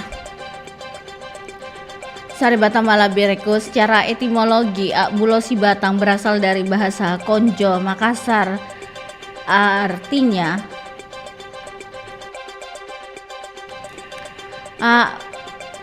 artinya sebuah, bulo artinya bambu, si artinya satu, tunggal, batang artinya batang, sumbu tumbuhan, jadi Bulo Sibatang artinya sepohon bambu. Sedangkan secara terminologi Bulo Sibatang artinya bersatu kita teguh, bercerai kita runtuh. Pertumbuhan bambu bisa dibilang termasuk lambat, bukannya tidak mengalami pertumbuhan, hanya saja kita tidak melihat pertumbuhan pohon bambu dengan kasat mata. Selain itu, tumbuhan bambu ini sangat terkenal di kalangan masyarakat yang mengandung arti filosofi untuk manusia, yakni betapa pentingnya fondasi yang kuat. Menurut klarifikasinya, pohon bambu termasuk tanaman jenis rumput-rumputan.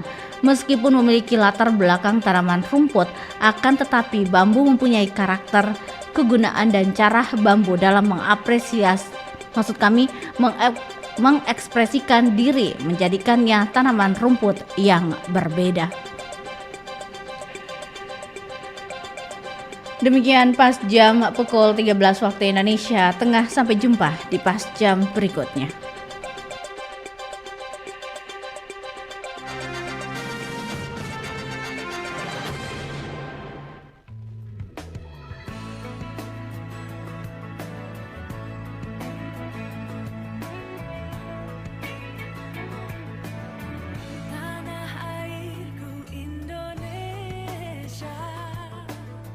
Negeri elok amat ku cinta. Tanah tumpah darahku yang mulia, yang dipuja sepanjang masa. karena airku aman dan makmur. Pulau kelapa yang aman subur. Pulau melati pujaan bangsa. Sejak dulu kala.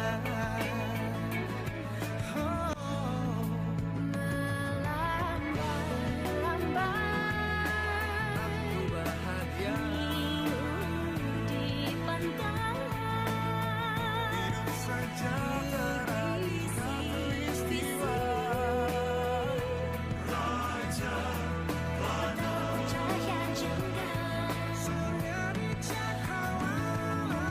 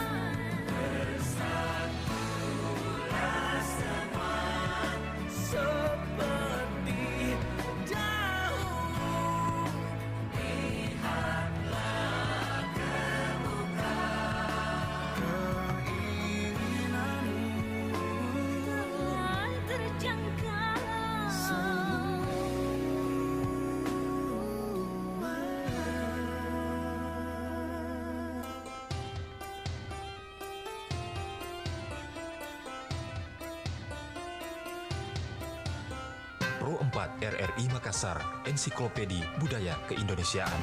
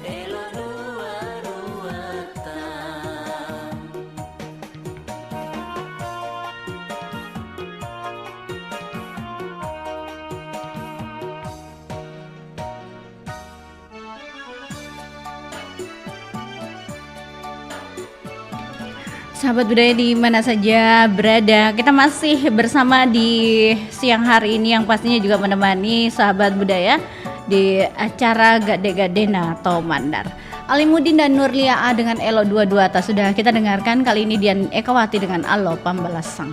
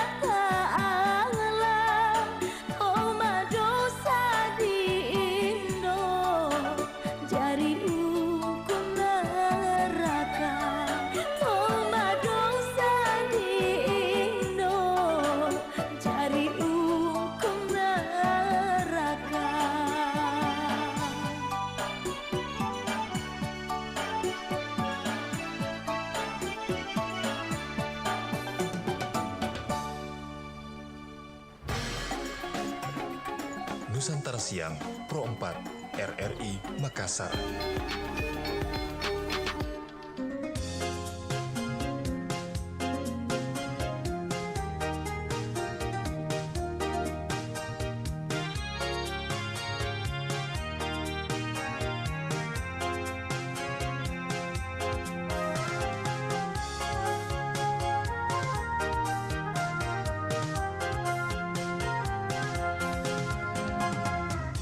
Sangai dah malipi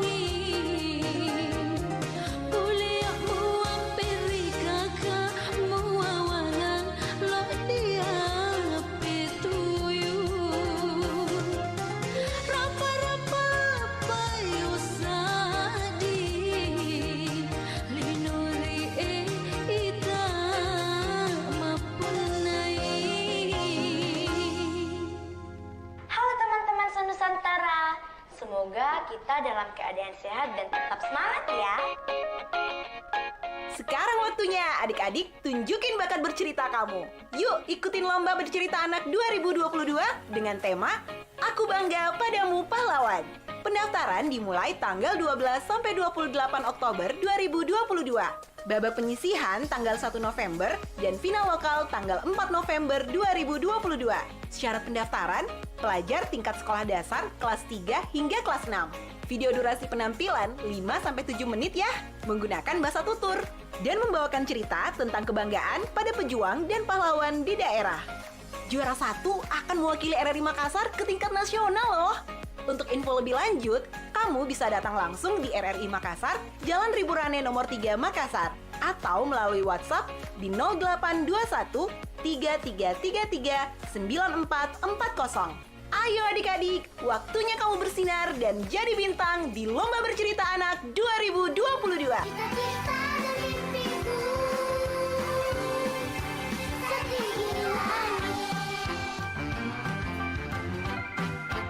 Setinggi langit.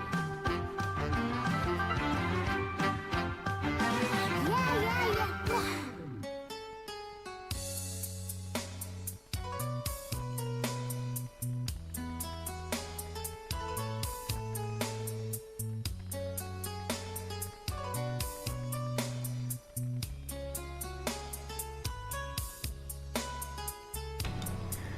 Ya, sahabat budaya di mana saja berada, bicara tentang tradisi Maulid Nabi Muhammad Sallallahu Alaihi Wasallam di Mandar, atau tepatnya di suku Mandar.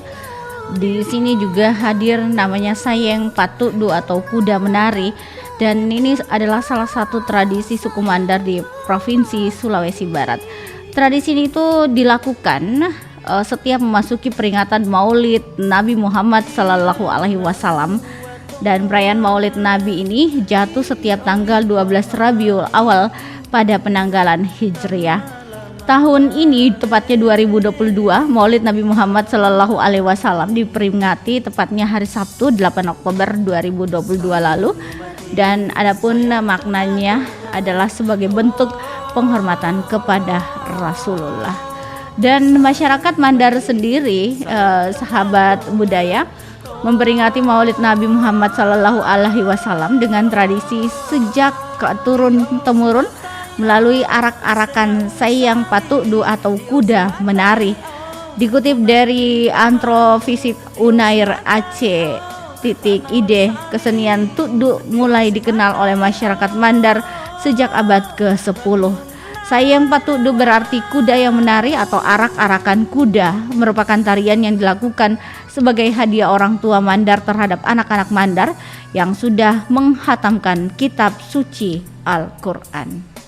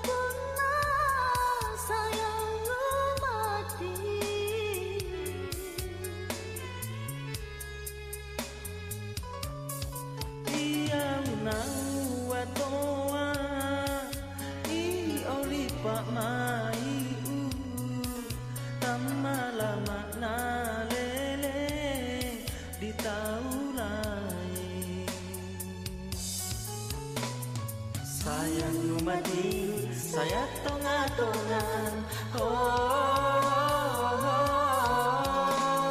sayang mati. saya tengah-tengah.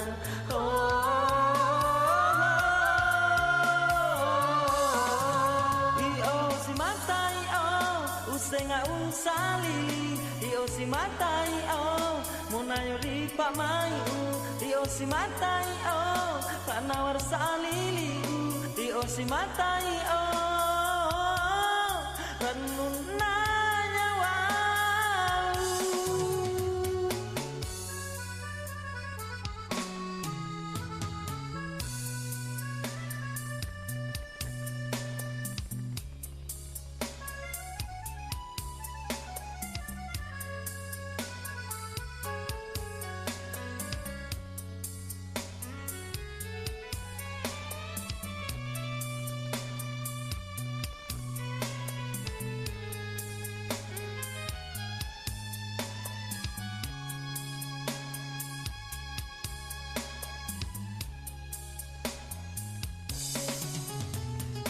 Sayang Numadi, saya tengah-tengah. Sayang Numadi, saya tengah-tengah.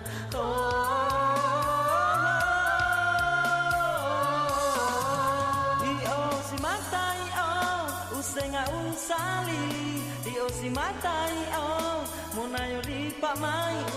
Io si matai kanawar salili. Io si matai renun nyawa.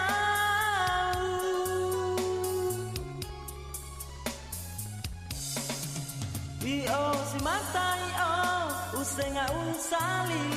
Io si matai munayo lipa mai. Io si matai kanawar salili. Io si matai renun nyawa.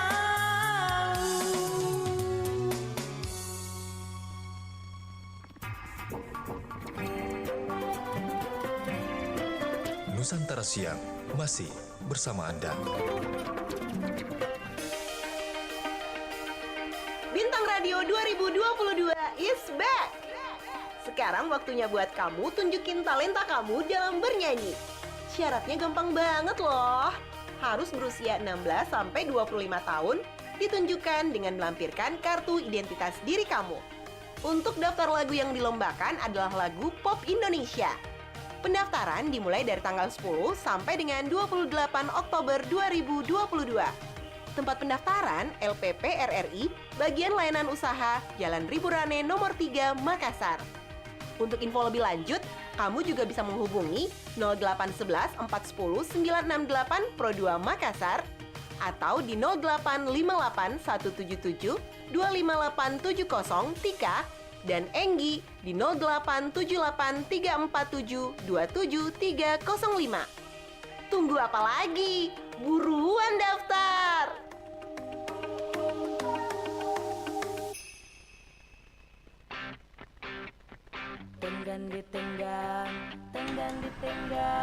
Kita ke informasi berikutnya. Sayang Patudu ini berarti juga kuda yang menari atau arak-arakan kuda yang merupakan tarian yang dilakukan sebagai hadiah orang tua mandar terhadap anak-anak mandar yang sudah menghatamkan kitab suci Al-Quran. Nah, untuk itu tarian tersebut ini juga dilakukan ketika masyarakat mandar kedatangan tamu atau memiliki hajat. Mandar pada abad ke-16 adalah istilah persekutuan antar 7 kerajaan pesisir pantai dan 7 kerajaan di pegunungan Sulawesi Barat. Konfederasi ke-14 kerajaan Pitu Babak Nabinanga, Pitu Ulun Nasalu melahirkan suatu etnis Mandar. Suku Mandar bermukim di Sulawesi Barat dan sebagian lainnya di Sulawesi Selatan dan Sulawesi Tengah.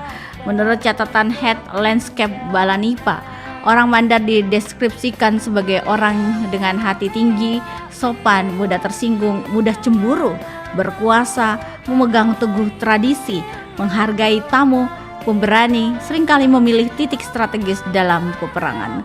Menurut Thomas Pires, suku Mandar dikenal sebagai pelaut ulung sebab tanah mereka yang tidak subur sehingga tidak memungkinkan bercocok tanam. Dalam catatan Memories Let's Assistant Residence Van Mandar, Tahun 1937 hingga 1940, Pelaut Mandar memiliki cakupan pelayaran yang luas. Dari Maluku hingga Papua Nugini, pengetahuan kemaritiman tersebut diwariskan sejak zaman Austronesia.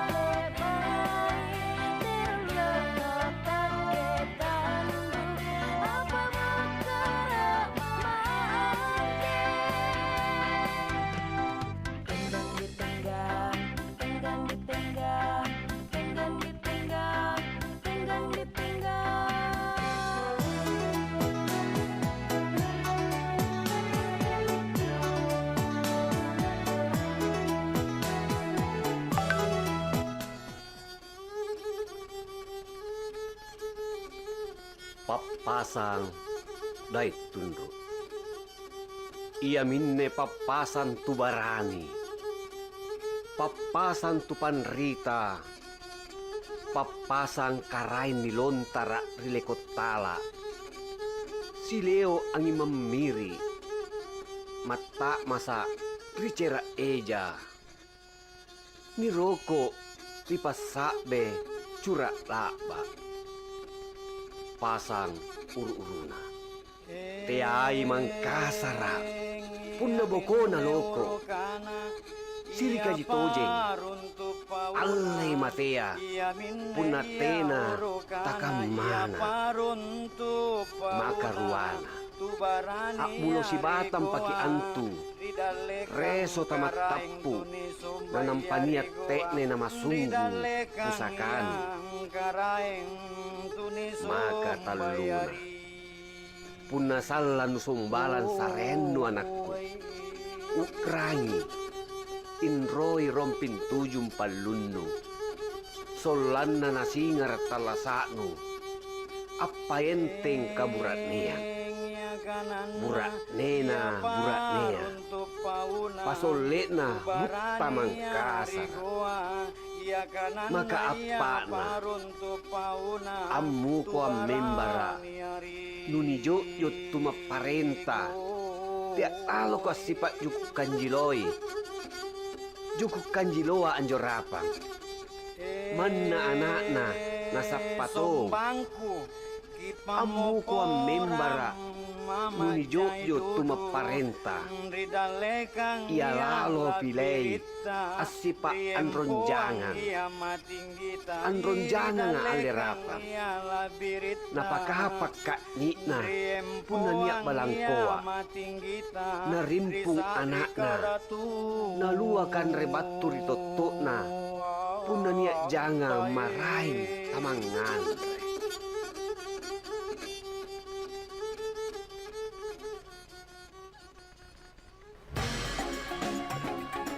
Nusantara Siang Pro 4 RRI Makassar.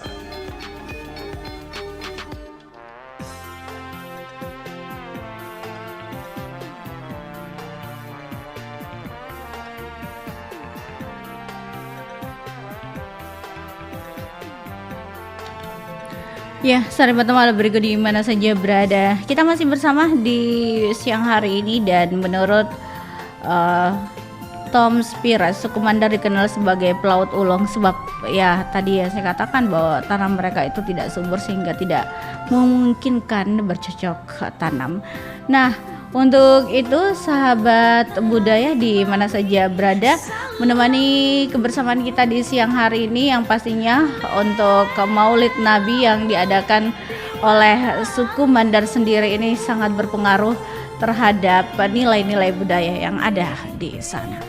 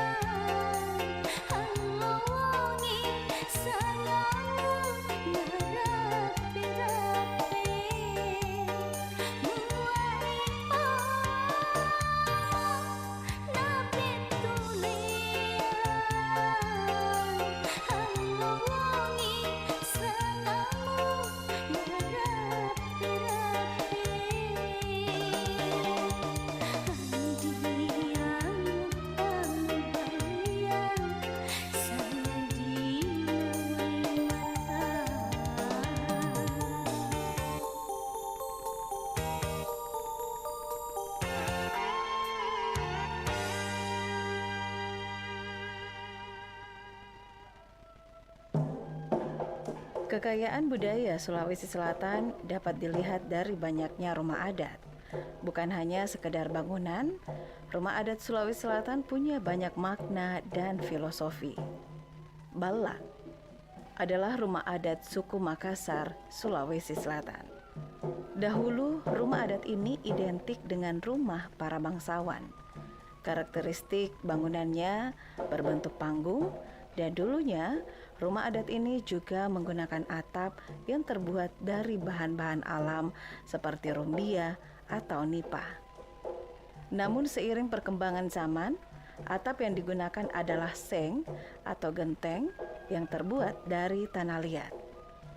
Rumah adat Makassar menyerupai anatomi tubuh manusia dan menempati area persegi yang mereka percayai sebagai alam semesta atau sulapa-apa. Kalau kita lihat ya, rumah buat orang Makassar bukan saja sebagai rumah untuk istirahat, tapi sebetulnya itu multidimensi. Makanya di rumah-rumah adat itu 3 bagian besar. Yang pertama itu di bagian atas itu namanya pamakang. Pamakang itu sebetulnya tempat menyimpan apakah itu padi, barang-barang berharga. Kemudian di bagian tengah itu ialah tempat istirahat, tempat tidur, alam. Kemudian di bawah itu siring. Siring fungsinya adalah untuk ternal. Sebagai pemerhati budaya, Profesor Aminuddin Saleh SHMH, dan juga sebagai Ketua Dewan Pakar Keraton Guru Besar dari Hukum Adat Unhas, Profesor Aminuddin Saleh Karempatoto membangun rumah adat Makassar di pemukiman tempat tinggalnya dengan memberikan nama Kompleks Balak Barakaka, Desa Galesong Baru, Kecamatan Galesong, Takalar. Bukan hanya menjadi tujuan utama sebagai tempat istirahat, tapi rumah memiliki berbagai makna dan filosofis. Rumah itu pada umumnya kan terbuat dari kayu dan bambu. Cuma ada satu yang mendasar sekali ialah bahwa terutama di rumah-rumah adat itu yang tidak boleh hilang itu ada anyaman bambu namanya walasuji. Pada setiap rumah adat itu wajib punya itu karena itu makna filosofis, syarat dengan makna filosofis. Secara singkat saya katakan bahwa walasuji itu filosofi apakah sulapa? Pada waktu dunia ini sangat kacau sekali, maka yang di atas itu namanya Datu Patoto Tupalandroy itu mengutus orang ke bawah dan membawa itu. Kenapa dunia ini kacau? Ialah karena tidak ada kejujuran pada waktu itu. Kemudian tidak ada keberanian. Kemudian tidak ada orang merasa suka meminta-minta karena tidak ada perasaan kaya, berani, jujur, kaya, cerdas. Itu yang hilang sehingga waktu utusan Tuhan itu datang, dia bawa itu barang, apakah sulapa, dia tebar itu ke atas permukaan bumi, tiba-tiba menjadi aman. Jadi dalam satu kampung itu yang punya timba sela itu 5 timba selanya. Kemudian turun kepada bangsawan. Kemudian yang ketiga itu bangsawan itu mestinya punya 4. Tetapi sekarang ini bangsawan itu sisa 3. Itu ada latar belakang historisnya. Kenapa sisa 3 itu timba selanya? Ialah karena pada waktu anaknya Raja Goa itu dipinang oleh Syekh Yusuf, itu dasar untuk meminang anak raja itu harus memiliki 4. Pertama ialah berani, kaya, cerdas, dan jujur. Tetapi pada waktu itu Syekh Yusuf pada waktu dipinang itu Deni Sanga, ini Syekh Yusuf ini tidak kaya. Tetapi kenapa bisa diterima sebagai meminang anaknya raja? Karena kecerdasannya luar biasa. Rumah adalah tempat penyelenggara kehidupan dan penghidupan bagi setiap orang. Rumah dianggap sebagai kebutuhan dasar dengan fungsi sebagai tempat tinggal atau hunian dan sarana pembinaan keluarga. Ada beragam makna rumah bagi setiap penghuninya, dan makna rumah yang berbeda akan menghasilkan perlakuan yang berbeda pula terhadap rumah. Itu rumah orang tua saya itu dibangun tahun 1936. Akhirnya setelah 3 kali pindah saya tempatkan sekarang, bikin kembali, dan alhamdulillah itu bahan-bahannya 90% masih itu. Kemudian di samping rumah adat itu saya sebut dengan balak barak kakak. Di balak barak kakak itu biasanya rumah-rumah bangsawan. Kemudian di sampingnya itu saya bikin baruga. Baruga itu biasanya untuk bangunan pendamping pada saat biasanya ada pesta dan sebagainya. Kemudian ada namanya barung-barung, rumah sederhana. Saya justru mendapat kemudahan sekali karena ternyata pada zaman sekarang ini sudah kurang orang mau punya rumah adat seperti itu. Sehingga dia rombak itu rumahnya dan saya beli itu kayu ulin, kayu sapu yang sudah puluhan tahun, bahkan ada yang ratusan tahun, anti rayap dan bahkan tidak tersulut api itu, begitu kuatnya. Itu saya bangun kembali dan saya bikin itu satu kompleks. Jadi ada rumah induknya, rumah balak barak kakak itu, kemudian ada baruga, kemudian saya bikin barung-barung. Barung-barung itu adalah rumah sederhana buat orang Makassar. Barung-barung itu biasanya ditempati dulu bangsawan itu punya biasa pekerja. Itu kenapa kita lebih suka membuat seperti baruga. Kalau kita kasih kawin, rata-rata kita kan bikin baruga untuk tempat apa siraman. Kenapa kita tidak kembali kepada model baruga yang khas Makassar, yang punya timbak sela, punya wala suji, punya tangga khusus. Itu tangga khusus dari bambu. Itu lambu itu punya makna simbolik. Bambu itu kan lurus. Yang kedua ialah pengakarannya itu sangat kuat sehingga jarang sekali bambu itu kena badai dan tumbang. Yang ketiga ialah bambu sangat menjernihkan air yang ada di sekitarnya. Dan itu kenapa kita tidak bikin yang seperti itu kalau ada misalnya perkawinan anak-anak kita kawin atau sunatan atau apa kita bikin. Cuma ada kesan bahwa mulai orang tidak suka itu, lebih suka rumah batu. Saya pikir anggapan keliru bahwa itu tidak modern. Saya pikir ini lebih modern karena punya makna filosofis sehingga setiap kita berkunjung itu kita lihat, wah kita sebagai orang Makassar, rumah balak barak kakak di Galesong itu sebetulnya peruntukannya itu terutama untuk anak dan cucu saya. Jadi kalau belakangan ada yang tanya kamu orang apa? Saya orang Galesong. Cucu saya bisa mengatakan saya orang Galesong. Ada rumah adat saya di Galesong. Betul. Dan alhamdulillah saya fungsikan kembali seperti apa yang dilakukan oleh orang tua saya. Ialah bahwa di kompleks balak barak kakak di Galesong itu saya jadikan untuk seperti di Baruga itu untuk pertemuan tokoh-tokoh masyarakat. Kemudian saya jadikan juga ajang untuk mendidik anak-anak muda, anak-anak kecil itu untuk pendidikan yang paling mendasar soal kejujuran misalnya. Dan itu saya jadikan sarana yang saya pikir efektif. Dalam membangun rumah adat juga diperhatikan arah rumah berdasarkan arah mata angin dan sinar matahari. Agar rumah adat tersebut menjadi rumah yang sehat, keragaman bentuk rumah adat mencerminkan kemampuan nenek moyang bangsa Indonesia sebagai arsitek andal. Tata letak ruang dalam rumah adat juga memiliki makna dan nilai luhur yang paling mendasar adalah nilai kejujuran sebagai pedoman hidup.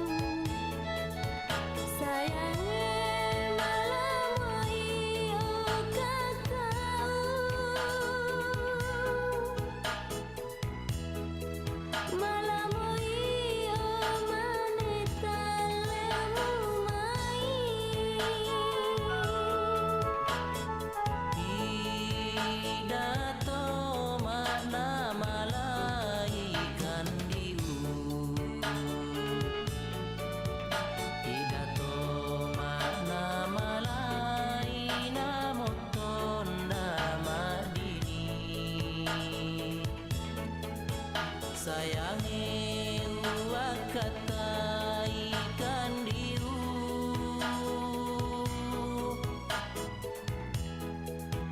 wakatai nasiolai tahu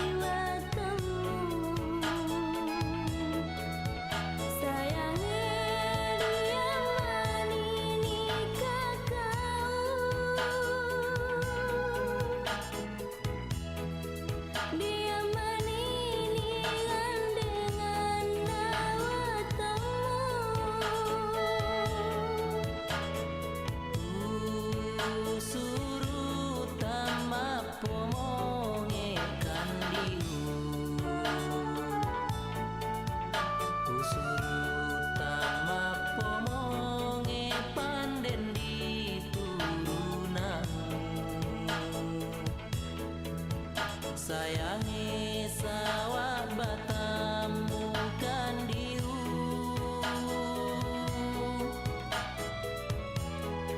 sawah batamu tulu poriate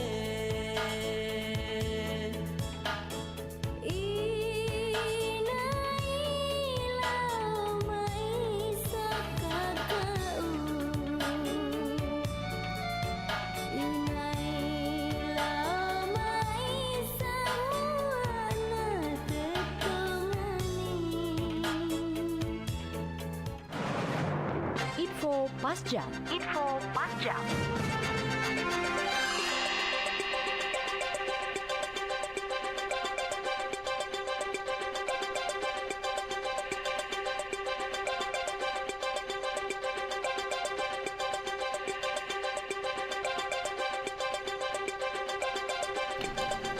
Pas jam 14 waktu Indonesia Tengah. Sari Batang Malak Biriku. Boyong Waterpark merupakan satu-satunya wisata waterpark yang berada di Kabupaten Jeneponto yang terletak di lingkungan Boyong, Kelurahan Torokasi Timur, Kecamatan Tamalatea, Kabupaten Jeneponto. Dinamakan Boyong Waterpark karena wisata tersebut terletak di lereng Bukit Boyong-Boyong. Jarak dari kota Makassar ke lingkungan Torokasi Timur Boyong adalah 79,6 km yang berada di sekitar 15 km sebelum kota Kabupaten Jeneponto. Di dalam wisata tersebut ada 3 buah kolam renang, live musik, kantin, arena permainan anak serta pusat perbelanjaan souvenir. Untuk harga tiket sangat murah karena untuk hari kerja tarifnya hanya Rp10.000, sedangkan untuk weekend hanya Rp15.000. Selain itu, bagi wisatawan yang memilih paket penginapan dengan hanya membawa kunci kamar, maka mereka bebas menikmati wisata waterpark. Di kawasan wisata ini juga dilengkapi masjid, sarana olahraga, SPBU, kantin, serta pusat perbelanjaan souvenir. Demikian Pas Jam pukul 14 waktu Indonesia Tengah. Sampai jumpa di Pas Jam berikutnya.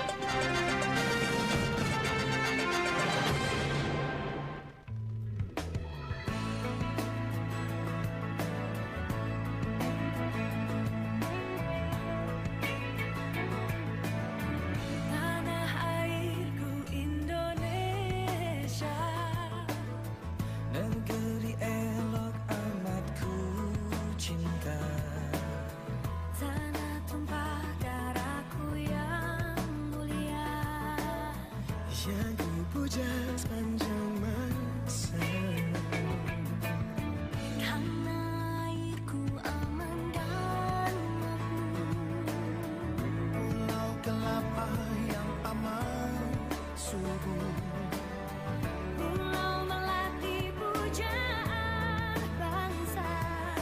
sejak dulu kala.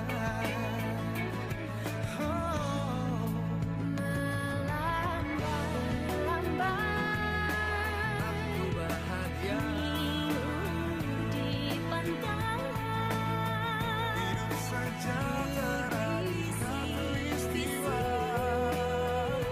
Raja pada cahaya jengga, surya di cakrawala, hujan bulan selalu bersedia, indah penuh alam indah, mana ini katulistiwa Indonesia. Pernah diambun surga lautan, hanya kolam susu, kail dan jalan cukup menghidupimu. Tiada bayar, tiada topan hatimu. Sejam dan pulang menghampiri dirimu. Seperti dahulu,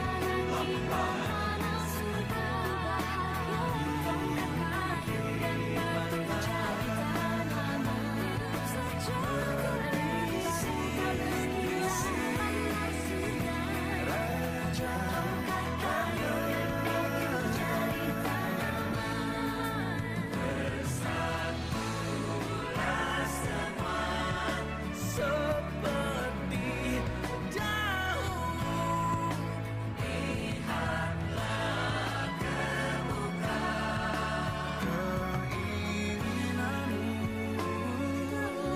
terjangkau.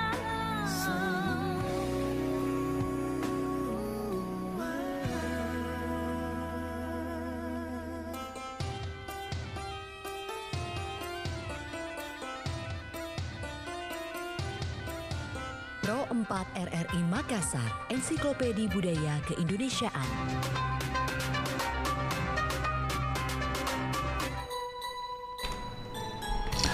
Assalamualaikum warahmatullahi wabarakatuh dan selamat siang sahabat budaya dimanapun Anda berada. Kembali lagi berjumpa dalam program acara Kelontarong Lagu-Lagu Nusantara. Saya Ruslan Harir menemani Anda sahabat budaya di edisi siar hari ini 27 Oktober 2022. 27 Oktober hari ini kita memperingati Hari Listrik. Nah sahabat budaya mungkin bisa cerita mungkin pengalaman sahabat budaya di saat-saat waktu itu mungkin pernah nggak Anda rasakan misalnya ketika listrik padam. Nah ini listrik padam. Entah itu dulu mungkin waktu zaman-zaman waktu kecil belum ada listrik masuk di kampung atau biasa juga ini terkadang kita ketika mati lampu atau mati listrik biasanya luar biasa ya.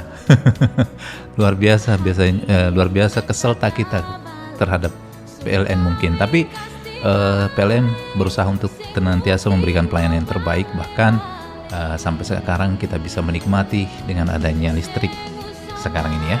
Kita bayangkan seandainya tidak ada listrik, tapi terkadang sahabat budaya juga kalau ketika mati lampu atau mati listrik biasanya luar biasa jengkelnya sampai keluar omongannya jengkel sama PLN. Tapi Anda tidak melihat bagaimana perjuangannya petugas-petugas PLN ketika misalnya ada gangguan di tempat-tempat sekitar Anda. Kita terima dulu penelpon. Assalamualaikum. Halo, assalamualaikum. Kelontarong. Waalaikumsalam warahmatullahi wabarakatuh, Kak. Iya, dari siapa dan di mana? Dari siapa? Halo, assalamualaikum. Mana suara? Iya, dengan Mai di Lutar ini. Oh, di Utara. Gimana di Utara ini? Listrik sudah masuk di sana. Masamba. Di sana sudah listrik masuk di sana di kampung tak? Kenapa? Sudah ada listrik 24 jam. Iya, sudah lama. Oh, alhamdulillah. Iya. Karena tapi kita pernah nggak rasakan waktu listrik belum masuk atau tidak pernah Ji? Sudah lama. Pernah kalau sampai padam listrik di sini tuh. Tahun berapa itu kita rasakan itu listrik belum ada masuk di kampung ta itu? Kan dulu. Tahun ini. Tahun 2000. Oh, tahun 2000. Berarti lumayan alhamdulillah lama sudah menikmati listrik ya. Saya juga dulu waktu kecil masih saya rasakan belum ada listrik di rumah. Ada sih tapi sampai sampai maghrib maghrib baru menyala, malam hari baru menyala. Kalau disingkat toh, kalau seumpamanya listriknya belum nyala pakai ini lampu itu. Oh, lampu pelita. lampu pelita. Iya. Lampu pelita yang terbuat dari dipakaikan minyak tanah itu ya. Iya, pakai minyak tanah. Biasa kadang sampai pagi nggak nyala. Oh, tapi alhamdulillah. Mana timba air lagi juga.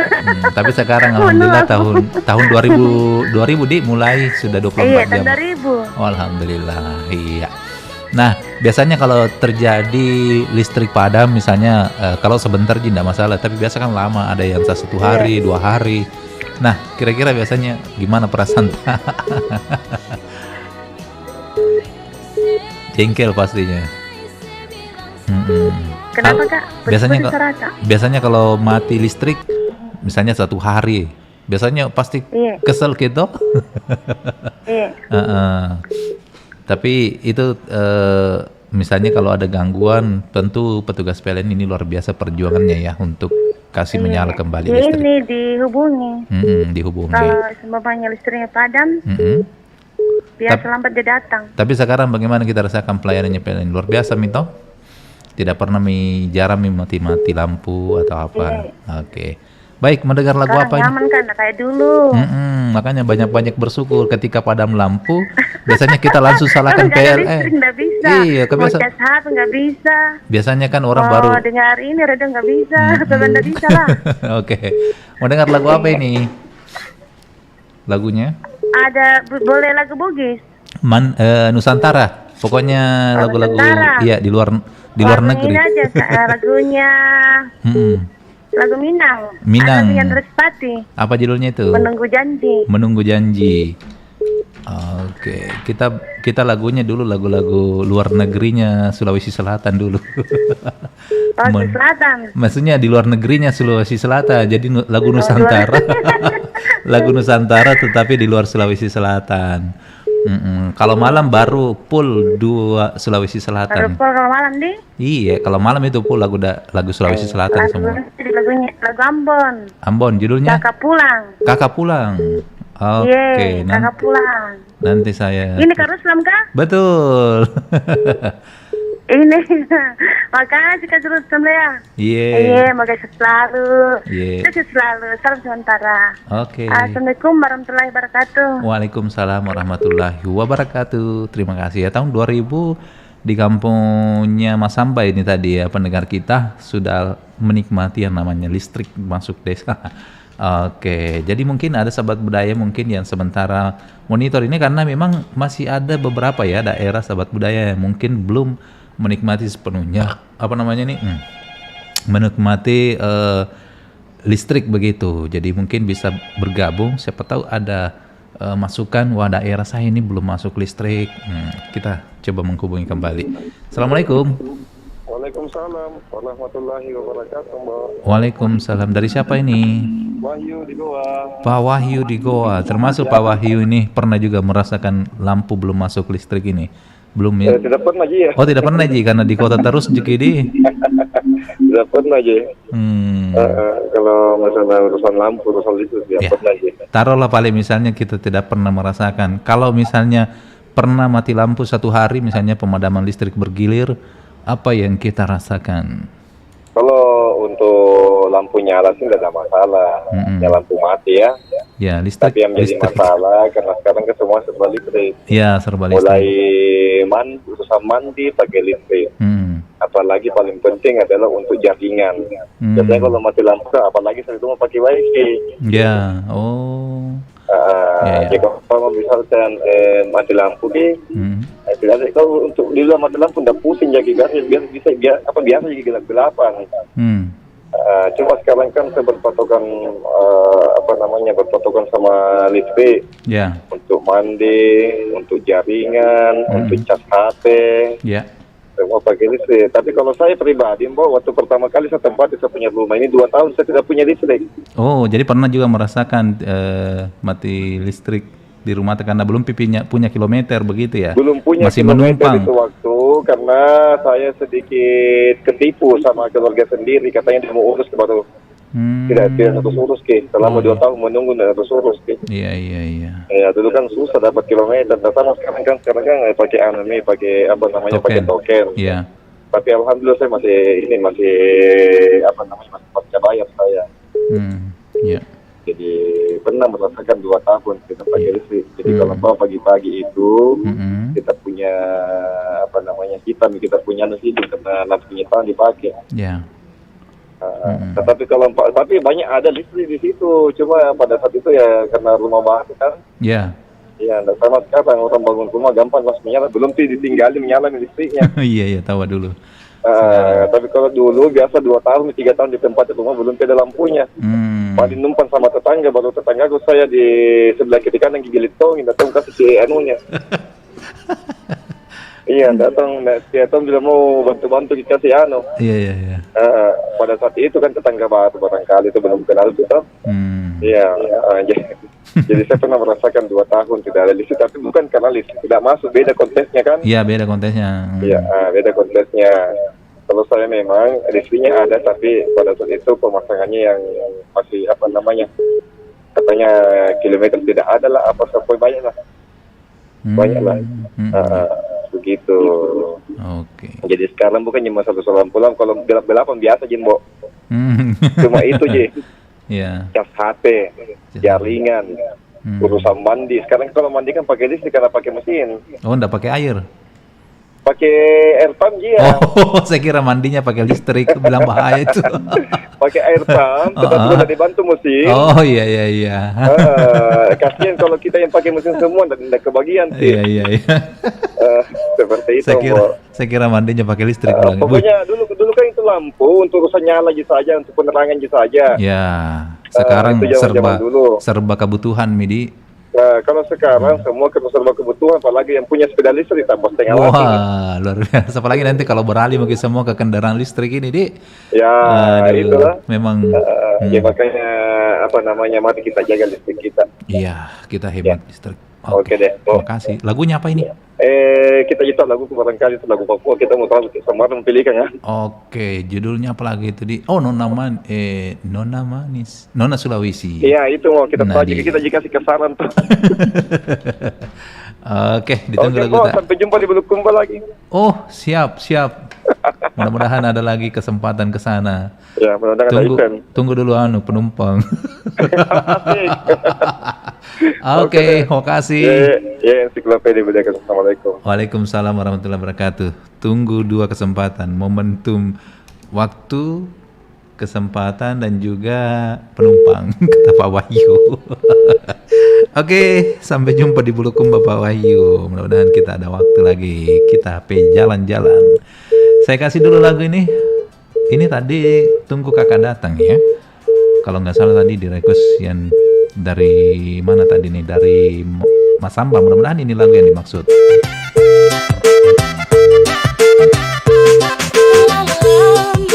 Tunggu kakak datang, sabu hati susah. Bapak sutanya, kapan kakak datang? Jangan main gila, selalu ikut kau mau. Ikut semua apa yang kau su bilang, kabar bikin galau. Jangan sampai bapak kejarin yang lewat. Selalu ikut kau mau. Ikut semua apa yang kau su bilang, kabar bikin galau. Jangan sampai bapak kejarin yang lewat.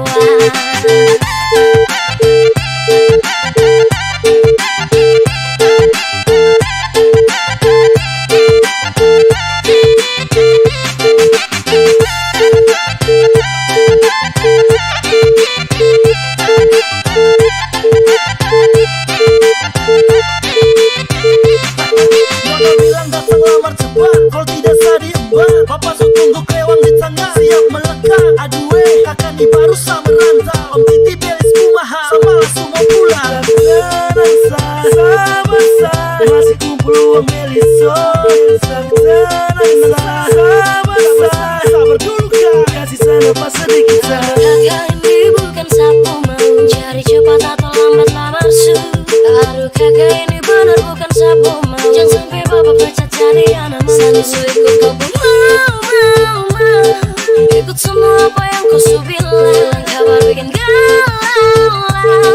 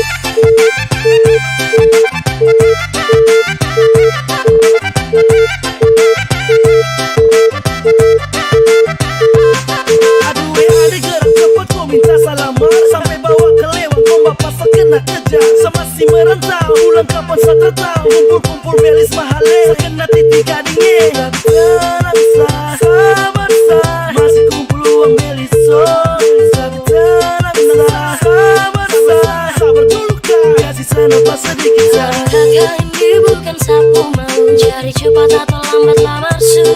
Aduh kakak ini benar bukan sapu mau. Jangan sampai bapak pecat cari anak mau. Selalu ikut kau mau. Ikut semua apa yang kau su bilang. Kabar bikin galau. Jangan sampai bapak kejar kelewat. Selalu ikut kau mau. Ikut semua apa yang kau su bilang. Kabar bikin galau. Jangan sampai bapak kejar kelewat.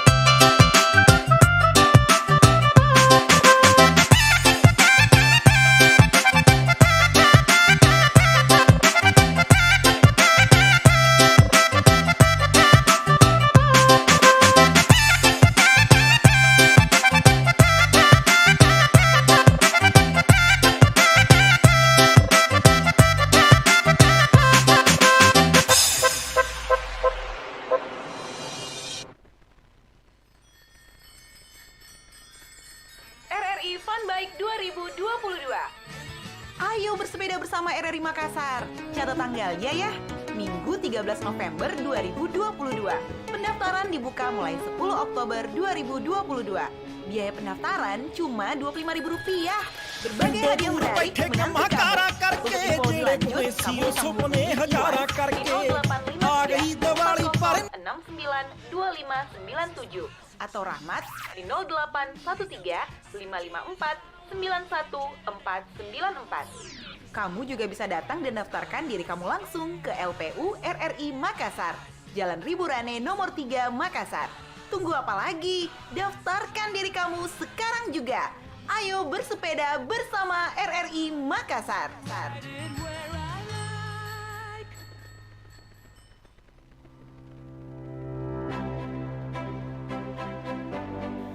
Bukan tokoh terkenal berkaliber nasional, wajar tidak banyak orang yang tahu. Boleh jadi orang bertanya-tanya, siapa Ibu Ruswo? Hingga namanya diabadikan sebagai nama jalan di kota Yogyakarta. Ibu Ruswo berperan penting pada masa revolusi fisik di Yogyakarta. Ia memang tidak mengangkat senjata dan maju ke medan pertempuran, namun berjuang di belakang layar memasok logistik bagi para prajurit. Tak heran Ibu Ruswo disebut ibunya para prajurit. Mengutip laman Historia, ketika serangan umum 1 Maret 1949, Yogyakarta bagai kota mati. Pada masa sulit itulah muncul Ibu Ruswo, menggerakkan kaum perempuan di sekitarnya untuk memasok makanan bagi para pejuang. Ia juga menyulap rumahnya menjadi dapur umum.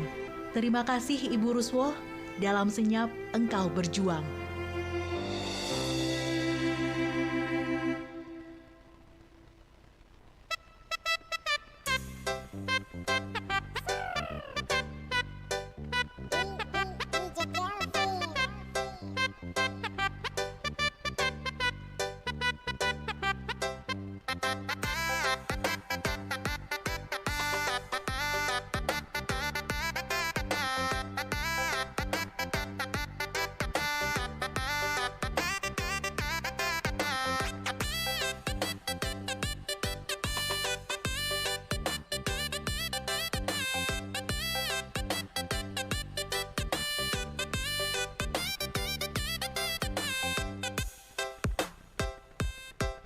Apa kabar nona-nona Sulawesi?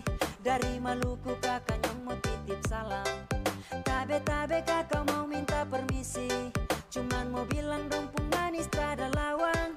Kalaulah boleh kakak mau mampir sadiki, sekedar singgah siapa tahu ada rasa. Barangkali ada yang tagai di hati, nona Sulawesi pun senyum luar biasa.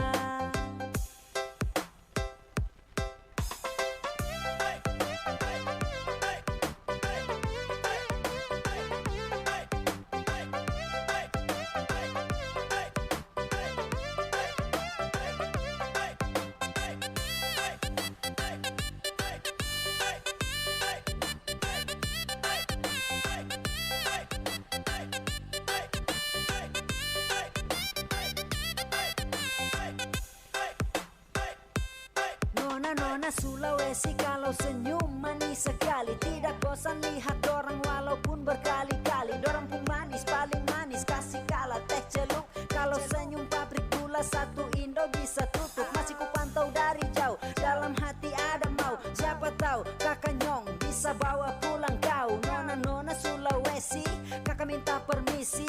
Coba lihat dulu ada kakak Nyong di sini. Apa kabar nona-nona Sulawesi? Dari Maluku kakak Nyong mau titip salam. Tabe-tabe kakak mau minta permisi. Cuman mau bilang dong pemanis trada lawang. Kalaulah boleh kakak mau mampir sadiki.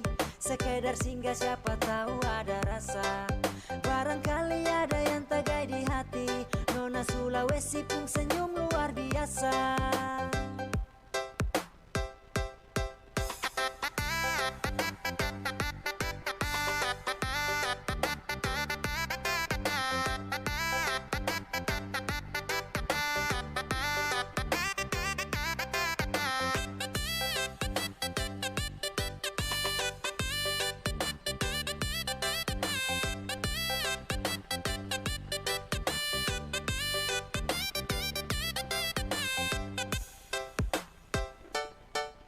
Apa kabar nona-nona Sulawesi? Dari Maluku kakak Nyong mau titip salam. Tabe-tabe kakak mau minta permisi. Cuman mau bilang dong pemanis trada lawan. Kalaulah boleh kakak mau mampir sadiki. Sekedar singgah siapa tahu ada rasa. Barangkali ada yang tagai di hati. Nona Sulawesi pun senyum luar biasa.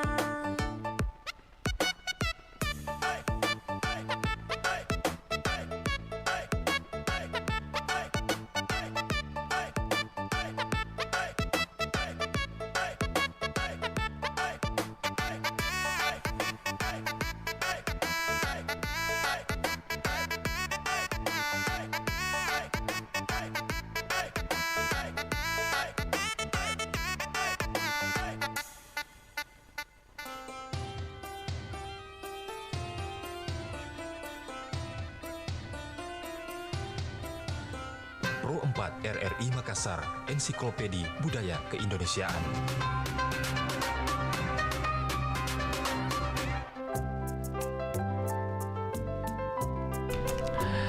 Oke, Sobat Budaya, tadi sudah ada 2 persembahan lagu. Lagunya ngebeat semua ya, lagu dari Papua dan juga Ambon, Nona Sulawesi dan juga Tunggu Kakak Pulang. Oke, mudah-mudahan semuanya terhibur di siang hari ini. Masih menunggu semuanya Sobat Budaya yang belum bergabung, kami tunggu di 0811 400 9250. Assalamualaikum. Waalaikumsalam. Selamat siang, Bung Rosper. Oke, selamat siang. Dengan siapa dan di mana? Putus, Bung Ruslan. Putus. Ya, putus suara ada. Oh, kok bisa? Bagaimana? Sudah tidak terputus? Sudah bisa dengar suara? Oke, sudah jadi. Oke. Boleh tahu dari siapa dan di mana? Dari Pak Muhammad Taufik di Bukit Baruga. Di Bukit Baruga, Pak Taufik. Apa kabar Pak Taufik? Baru ku dengar nama tak ini. Salam kenal, Dek. Sudah pernah masih sama Bung Ruslan. Oh, alhamdulillah, berarti nak yang ini. Lupa ingat. Cuma baru bisa tembus lagi. Oh, alhamdulillah. Oke, Pak Taufik. Kalau kita menurut ini bagaimana ini menurut listrik ini sangat penting dalam kehidupan kita. Yang paling kita rasakan kalau mati lampu ini apa ini? Yang paling membuat kita gelisah. Wah, saya mungkin yang paling rasakan pahitnya waktu belum ada lampu. Di tahun berapa itu? Di tahun berapa kalau boleh tahu? Begini. Ya. Sebetulnya waktu saya di Makassar waktu masih anak-anak sampai dewasa itu tidak ada masalah. Nah, setelah angkat jadi guru lalu ke Maluku, di Maluku desa sana ada apa? Setelah ke Sopeng. Iya. Saya sudah ingat Pak Taufik ini yang pindahan dari sana ya. Pernah tugas di Papua, di Ambon. Iya, pindahan dari Ternate. Iya, pindahan dari Ternate. Nah, di Ternate mungkin belum merasakan dulu listrik tidak ada ya. Di sana bagus, sudah sama di Makassar. Oh, gitu. Ya. Terus? Cuma waktu dipindahkan ke Sopeng, nah itu di kota bagus. Sudah ada PLN-nya. Hanya di desa yang tempat punya istri itu saya kawin tahun 86, Iya. nikah itu, itu di tempatnya itu ada 15 meter dari kota Sopeng. Nah, di situ belum ada PLN, belum ada jaringan PLN, belum ada. Kalau ada listrik, tapi listrik swasta. Jadi dia menyala jam 6 sampai jam 10 sampai malam. 10 malam. Pengantin baru lagi nih Bung Ruslan. Kok kisah tak sama ini? Kisah tak sama ini Pak Taufik. Saya juga waktu pengantin baru, ini kan di kampungnya istri saya baru tahun lalu baru masuk listrik di daerah Mambi nih. Di Mamasa. Iya. Betul, saya pas pernikahan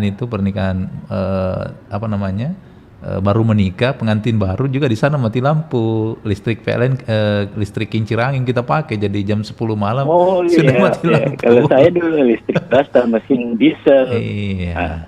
Cuma itu menyala jam 6 sore, mati jam 10 malam. Pengantin baru lagi. Tapi kelebihannya kita karena kita pengantin baru, cepat mati lampu, cepat orang tidur. Beda kalau di kota, jam berapa sepi ini rumah. Iya, cepat sunyi. Biasanya kan kalau di kota tuh pengantin baru, kenapa masih banyak orang di luar ini? Iya begitu. Iya. Disitulah kelebihannya. Jadi bilang sekarang orang sudah enak sekarang, di mana-mana sudah ada jaringan lampu. Iya. Sudah ini, alhamdulillah. Iya. Kita berterima kasih kepada PLN sekarang ini sudah cepat juga kalau ada masalah. Itulah Bung Ruslan. Makanya kalau mati lampu jangki langsung ke doncala-cala PLN baru 10 menit mati lampu, kita sudah luar biasa mini dongkol. Bagaimana dulu yang berhari-hari. Kalau yang kalau yang saya alami itu Bung Ruslan, kalau saya tidak ini artinya kan bukan cuma kita yang mau dilayani. Ya betul, banyak sekali mungkin berdekatan dengan kita ada masalah. Ya. Kan orang lebih dulu kan. Saya kuliah sekarang, anak-anak sekarang baru setengah jam mati listrik. Waduh, luar biasa menokok-nokok istilahnya banyak sekali ocehannya. Iya, betul. Padahal saya bilang Bung Ruslan ini kamu itu bapak dulu ini kita dulu ini lampu cuma pakai 4 jam. Saya masih kudaba juga waktu kecil belajar pakai pelita. Iya, betul. Iya. Oke, lagunya apa nih Pak Taufik kita mau dengarkan?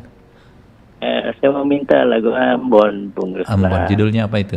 Judulnya Apa Kabar Siang dari Vicky Salamor. Apa judulnya? Apa kabar? Kabar Sayang. Oh, Kabar Sayang judulnya.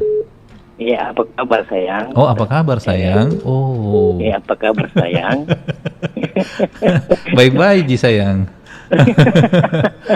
Mati lampu sayang. Oke. Ya, dari Vicky Lamor. Iya. Vicky Salamor yang bawakan.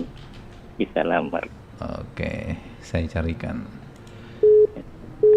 Oke, terima kasih banyak Bung Ruslan. Iya, sama-sama. Selamat bertugas. Iya. Sehat-sehat selalu. Amin. Assalamualaikum. Waalaikumsalam warahmatullahi wabarakatuh. Terima kasih Pak Taufik di Bukit Baruga, Antang. Aduh, ternyata kisahnya sama dengan saya. Pengantin baru pas lagi mati lampu sampai jam 10 malam. Tapi itu dia kelebihannya kalau pengantin baru. Cepat orang tidur. Oke, kita terima dulu. Assalamualaikum.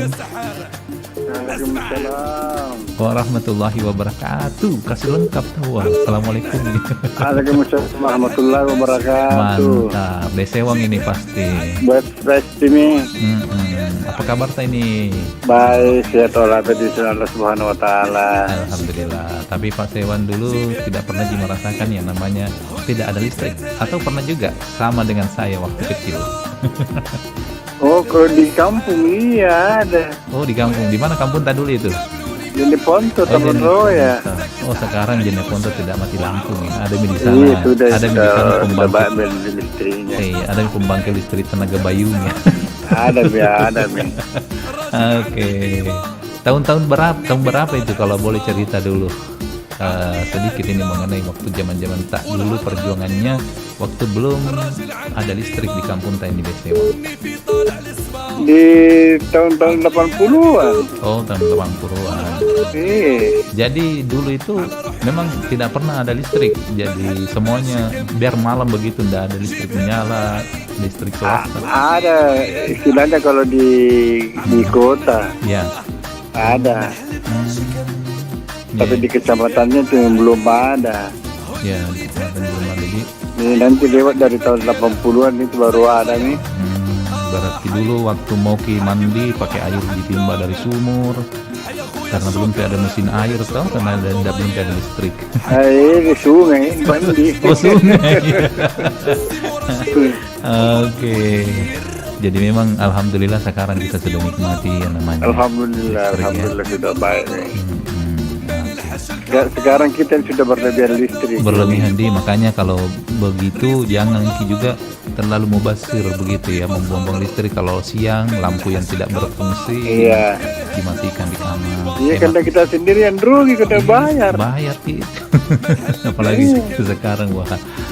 Oke, kalau biasanya di rumah biasanya paling banyak menggunakan listrik itu apa? Ya itu dia mesin air. Memasak. Oh, memasak. Oh, di sana. Oh, kita pakai di rice cooker. Iya. Iya. Saya kira pakai kompor listrik mungkin. Belum. Iya, Pak. Lagunya apa yang kita mau dengarkan? Berdayung tak pernah pasti. Hah? Berdayung tak pernah pasti. Berdayung. Oh, berdayung. Tak pernah pasti. Tak pernah pasti. Siapa lagu itu? Berdayung. Lagu dari mana itu? Kalau saya tidak salah itu dari Kalimantan atau Sumatera. Berdayung tak pernah pasti. Tunggu dulu saya cari nih. Oh, berdayung tapi tak. Desewa masih kuat bersepeda nih Desewang. Nggak kuat Mi. Kalau dibuka-buka rumah bisa. saya kira bisa bilang ikut mau kegiatan acara. Itu kalau saya dengar berita anunya promosi, saya bilang ada dek dong. Sebenarnya bisa kena 3 mendaftar. Oke, nanti saya carikan. Jadi kalau misalnya nggak ada pilihan lainnya apa nih Desewang?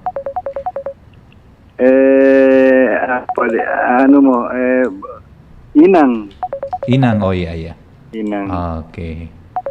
Baik, nanti ditunggu lagunya Pak Ale. Baik, iya. Makasih. Iya, sama-sama. Bung Arbang ini tuh? Ruslan, iya. Oke, Bung Ruslan. Oke. Sukses selalu, sehat Ki. Amin ya rabbal alamin. Assalamualaikum. Waalaikumsalam. Sahabat budaya. Iya, terima kasih dari Desewang. Pro 4 Ensiklopedia Budaya Indonesia. Nanti berubah lagi anunya ya. Sebentar sahabat budaya yang mau bergabung, nanti bergabung Ki. Saya mau hadirkan dulu lagu. Tak dua aja dulu penelpon supaya nanti bisa terputar lagu. Oke. Kita hadirkan dulu lagu tadi yang request oleh siapa tadi? Pak Taufik di Antang ya, di Bukit Baru di Antang. Dia mau dengarkan lagunya. Oke. Lagunya Apa Kabar Sayang dari Vicky ya. Dari Vicky, Apa Kabar Sayang.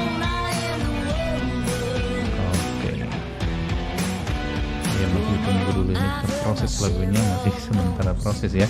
Jadi sahabat budaya, jangan lupa juga yang senang bersepeda, jangan lupa ikut ramaikan Fun Bike RRI Makassar ya, tanggal 13 November. Acaranya tanggal 13 November 2022 ya. Wah, sudah banyak saya lihat hadiah-hadiahnya ini, sepeda utamanya ya. Jadi Anda pergi bersepeda, sehat, dapat sehatnya, insya Allah dapat juga hadiahnya. Siapa tahu rezeki kita sahabat budaya, pendaftarannya itu cuma Rp25.000.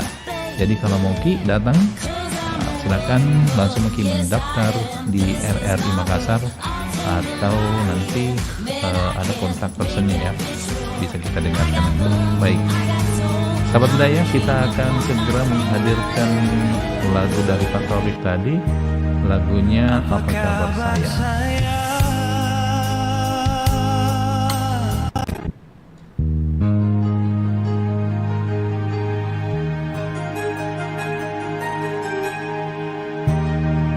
Apa kabar sayang?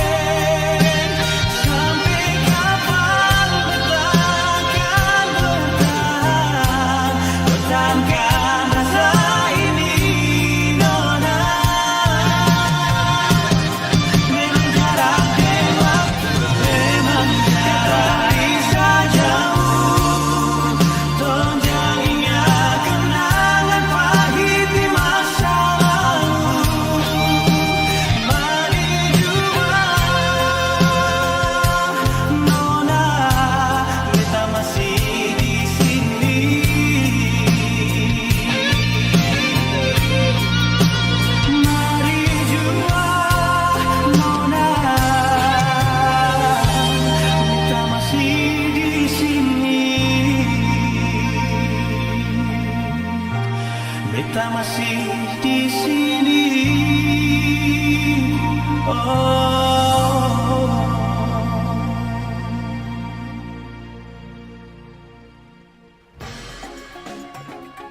Nusantara Siang Pro 4 RRI Makassar.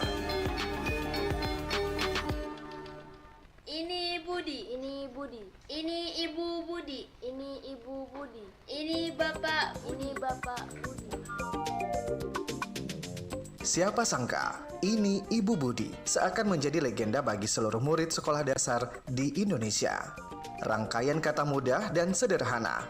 Namun tahukah Anda dari mana asal muasal kata Budi? Siti Rahmani Rauf merupakan sosok pahlawan tanpa tanda jasa di balik kata tersebut. Beliaulah yang memperkenalkan ini Ibu Budi melalui metode SAS atau struktur analitis sinetik. Ia menciptakan rangkaian kata sederhana ini pada tahun 80-an.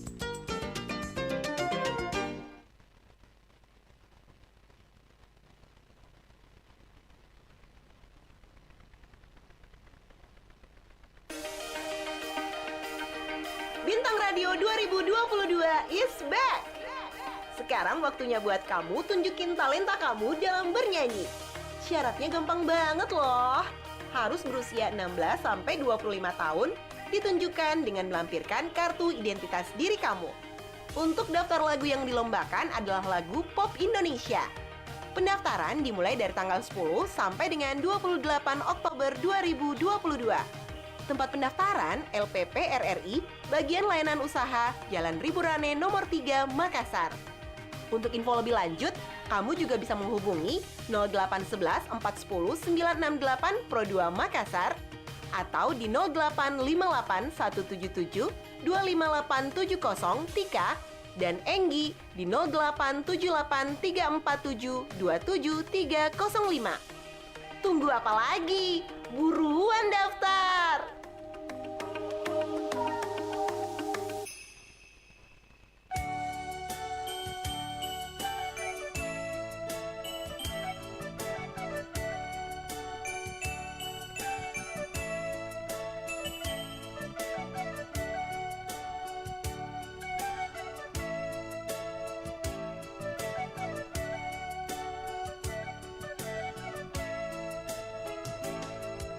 Hina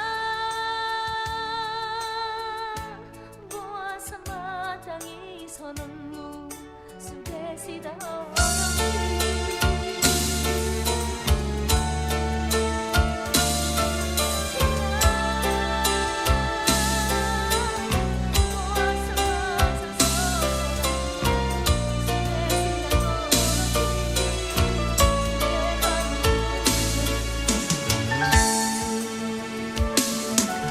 Terlalu mahal harus ku bayar kecuranganmu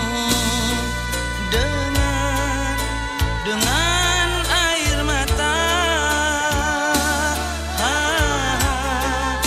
dengan air mata.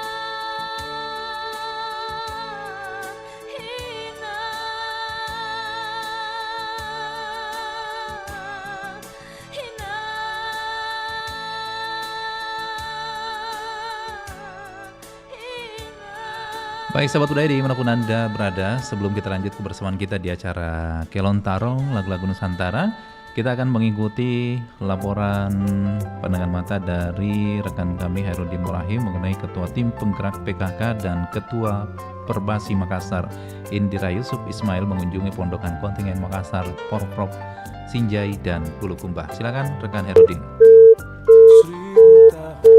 Ya, silakan rekan Hairudin. Ya, baik, rekan Ruslan. Saudara, beberapa saat yang lalu, pagi tadi Ketua Tim Penggerak PKK Kota Makassar Indira Yusuf Ismail mengunjungi posko kontingen atlet Makassar di Kabupaten Sinjai.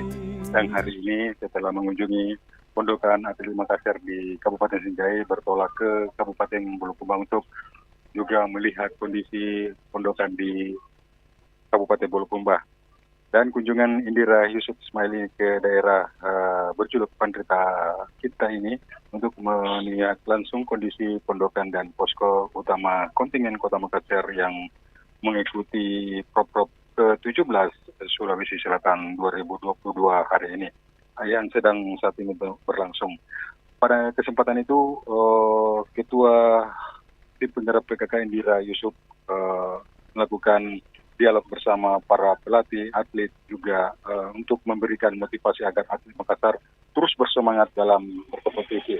Apalagi Ketua Penggerak PKK Kota Makassar Indira Yusuf Ismail yang juga merupakan Ketua Persatuan Bola Basket seluruh Indonesia Kota Makassar. Dan dia berharap agar semangat para atlet kontingen Kota Makassar untuk terus dipertahankan agar bisa mencapai, karena saat ini Kota Makassar, kontingen Kota Makassar berada di urutan teratas dengan 116 medali emas. Berikut ketika diwawancarai RRI terkait dengan melajunya kontingen Makassar untuk meraih juara. Dan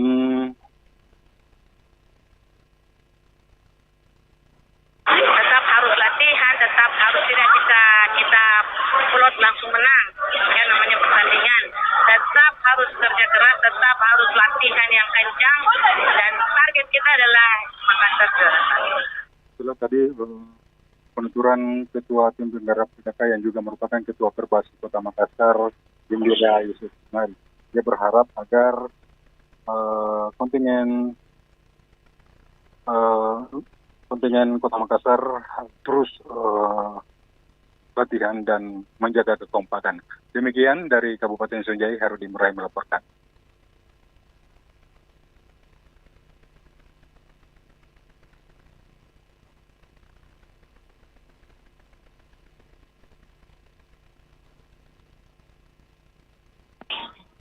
Ya. Halo. Oke, terima kasih rekan Hairudin laporannya. Baik, sahabat budaya, demikian tadi laporan dari rekan kami Hairudin Murahim dari Kabupaten Bulukumba. Nusantara Siang, Pro 4, RRI Makassar.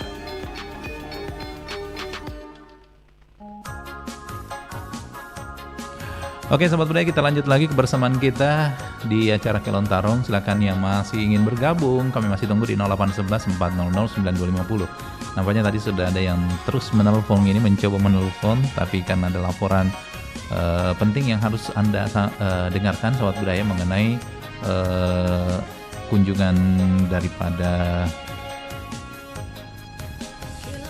Ketua Tim Penggerak PKK dan juga Ketua Perbasi Makassar Indira Yusuf Ismail ke Pondokan Kontingen Makassar, Porprov Sinjai dan Bulukumba.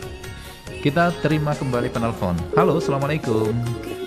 Waalaikumsalam, Ambo. Dengan siapa dan di mana?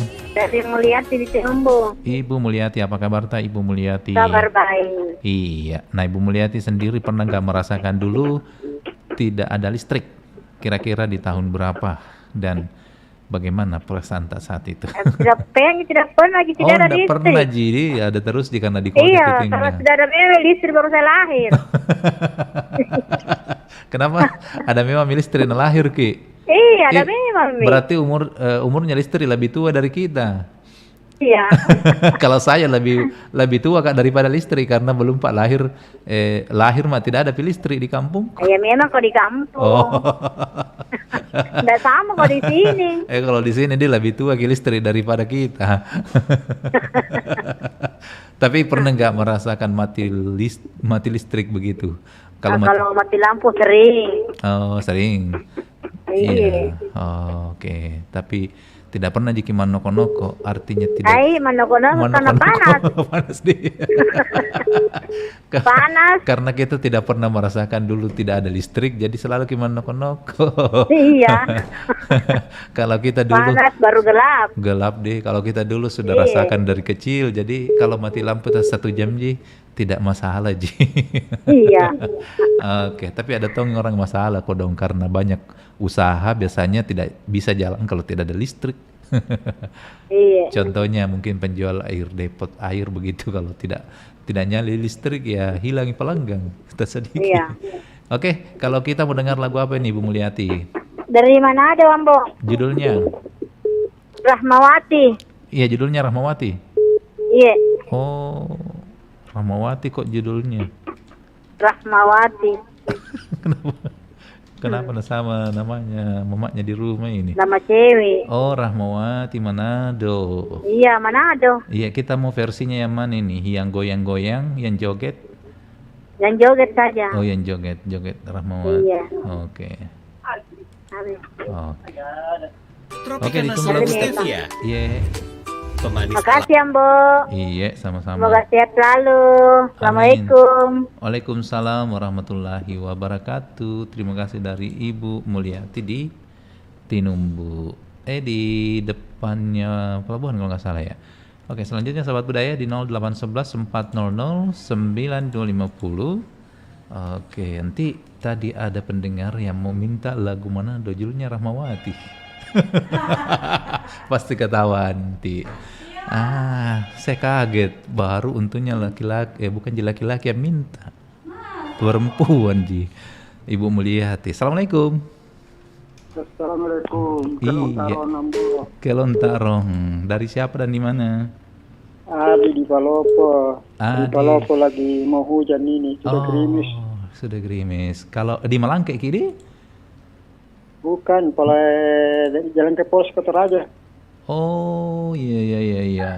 Nah, kalau dulu Poros Toraja, Padang Lampung. Kalau dulu pernah nggak kita rasakan belum masuk listrik di Palopo dulu waktu kecil atau memang sudah dapat listrik baru lahir?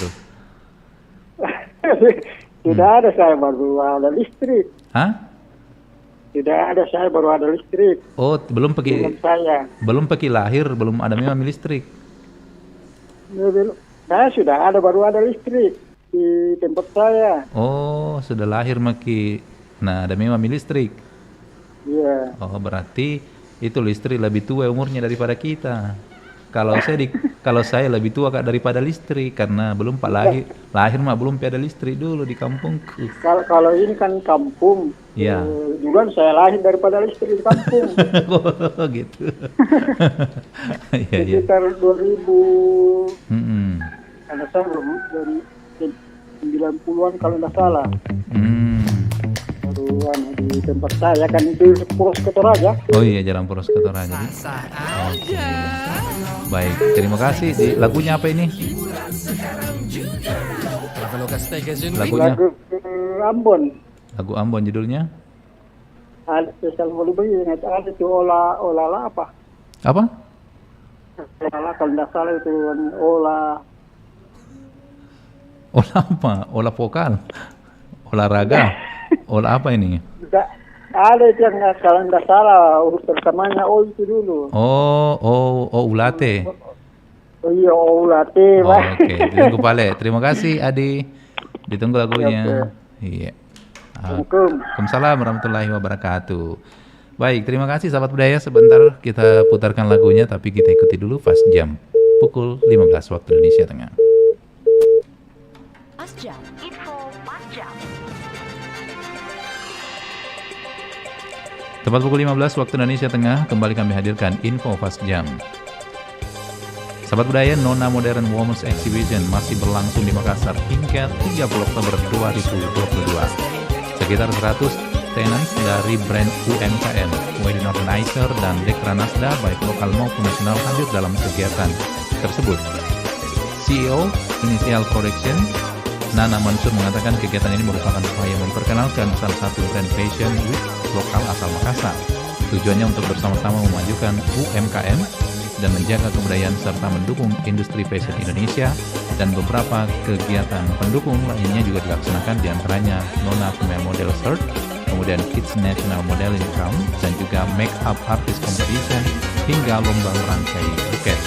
Sementara itu, Kepala Dinas Pariwisata Kota Makassar Muhammad Rum mengapresiasi adanya brand lokal ini sebagai suatu kemajuan di Kota Makassar.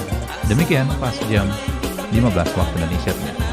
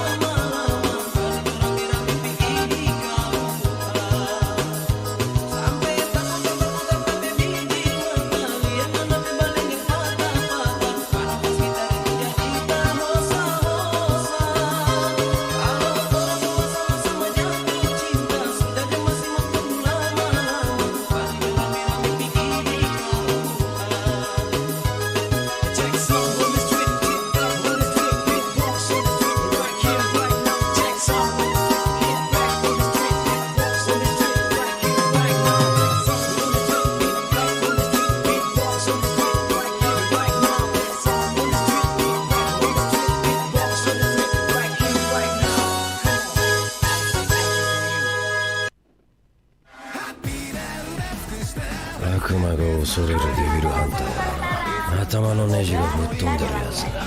まだ人の身も捨てねえ。 Waktunya adik-adik tunjukin bakat bercerita kamu. Yuk ikutin lomba bercerita anak 2022. Pasti pernah terekam kan di benak kalian kalau Indonesia tuh ya begini, solid banget kalau bareng-bareng. Makan gak makan, asal kumpul. Bukannya kita gak bisa sendirian, tapi kita jadi bisa ngelakuin lebih kalau bareng-bareng. Ya gak sih? Lebih siap, lebih meriah, dan lebih kuat juga. Itulah alasannya kenapa Blibli, Tiket.com, dan Rage Market sekarang bareng-bareng jadi Blibli Tiket yang bisa bikin kita ngelakuin lebih. Coba bayangin deh, Blibli, e-commerce andalan yang lengkap banget. Dari mulai kebutuhan rumah tangga, gadget, sampai otomotif, semua ada. Semua barang 100% original dari brand dan official store. Udah gitu, Blibli punya banyak gudang di seluruh Indonesia dan logistik sendiri. Jadi pesanan kita bisa lebih cepat nyampe. Kalau barangnya salah atau rusak, tenang. Di Blibli kan bisa retur gratis. Terus kalau belanja pakai click and collect, barangnya bisa diambil sendiri di toko yang kita pilih. Mau nyicil atau pay later di toko juga bisa pakai Blibli in-store. Nah, ini nih, Tiket.com. Men, siapa sih yang nggak tahu? Dari 11 tahun lalu, Tiket.com selalu jadi tujuan semua orang buat beli segala macam tiket. Mau jalan-jalan lebih jauh, ada tiketnya. Mau liburan lebih nyaman, ada tiketnya.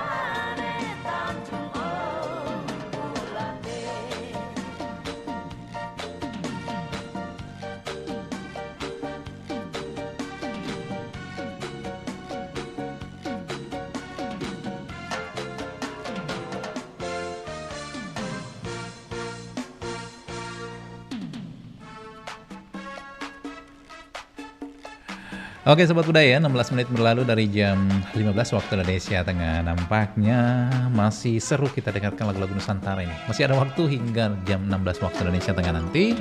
Kita ingin tahu cerita Sobat Budaya saat-saat dulu belum masuk listrik di tempat, atau mungkin pernah merasakan mati listrik panjang begitu, maksudnya 1 harian begitu. Apa yang keresahan Anda Sobat Budaya? Silakan di 0811 400 922. Assalamualaikum. Halo, Assalamualaikum. Selamat sore. Selamat sore, dengan siapa dan di mana? Assalamualaikum. Iya, waalaikumsalam. Bye-bye, Ki. Iya, bye-bye, Jo. Iya, Jo. Dari? Namaku Putri Manado. Putri Manado. Ya, tahu, Jo. Tahu, Jo. Orang Manado, Jo. Iya, no? Iya. Apa, ada lagu-laguan saja. Lagu apa itu? Bulan Jo. Bukan Jo. Ya, itu saja namanya Jo. Putri Manado, pernah nggak merasakan dulu? Belum? Ada Manado, Jo. Oke, bukan Jo judulnya. Oke, Jo. Itu sana. Jadi saya ambil air jauh. Jauh sekali, tidak ada lampu. Mati lampu susah. Apa enggak? Sudah, Jo? Apa dulu lagunya, Jo? Apa tadi lagunya, Jo?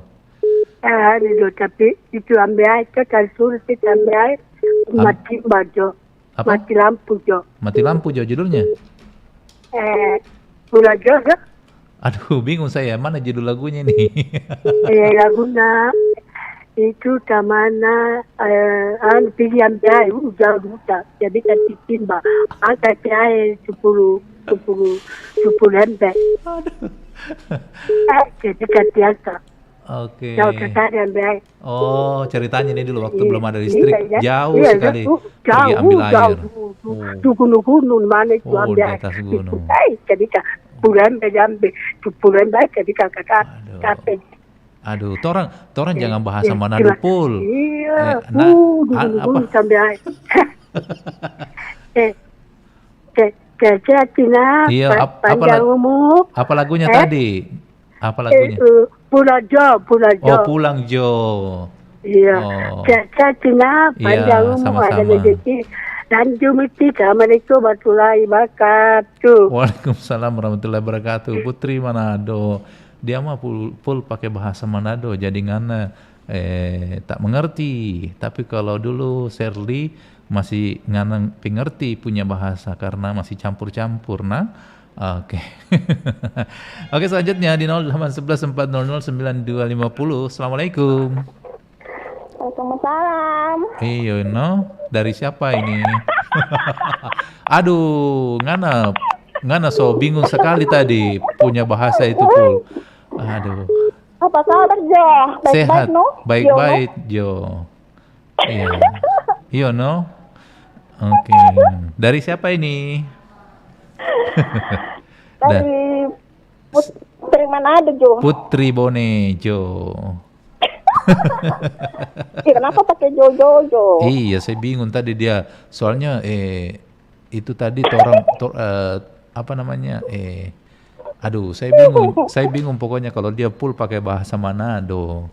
Saya cuma taunya makan bubur. Iya, jangan pakai bahasa Manado, Bu Putri. Pakai bahasa Indonesia saja. Iya. Kalau Ambo itu ndak kuasai bahasa Manado semuanya, tapi kalau makan bubur Manado, Ambo kuasai sudah. Iya, no. Oke. Tapi itu kalau masuk lucu kan, Islam. Lucu pasti aku ketawa. Oh gitu. Putri. Iya, jadi pokoknya setiap malam masuk aja, Bu ya.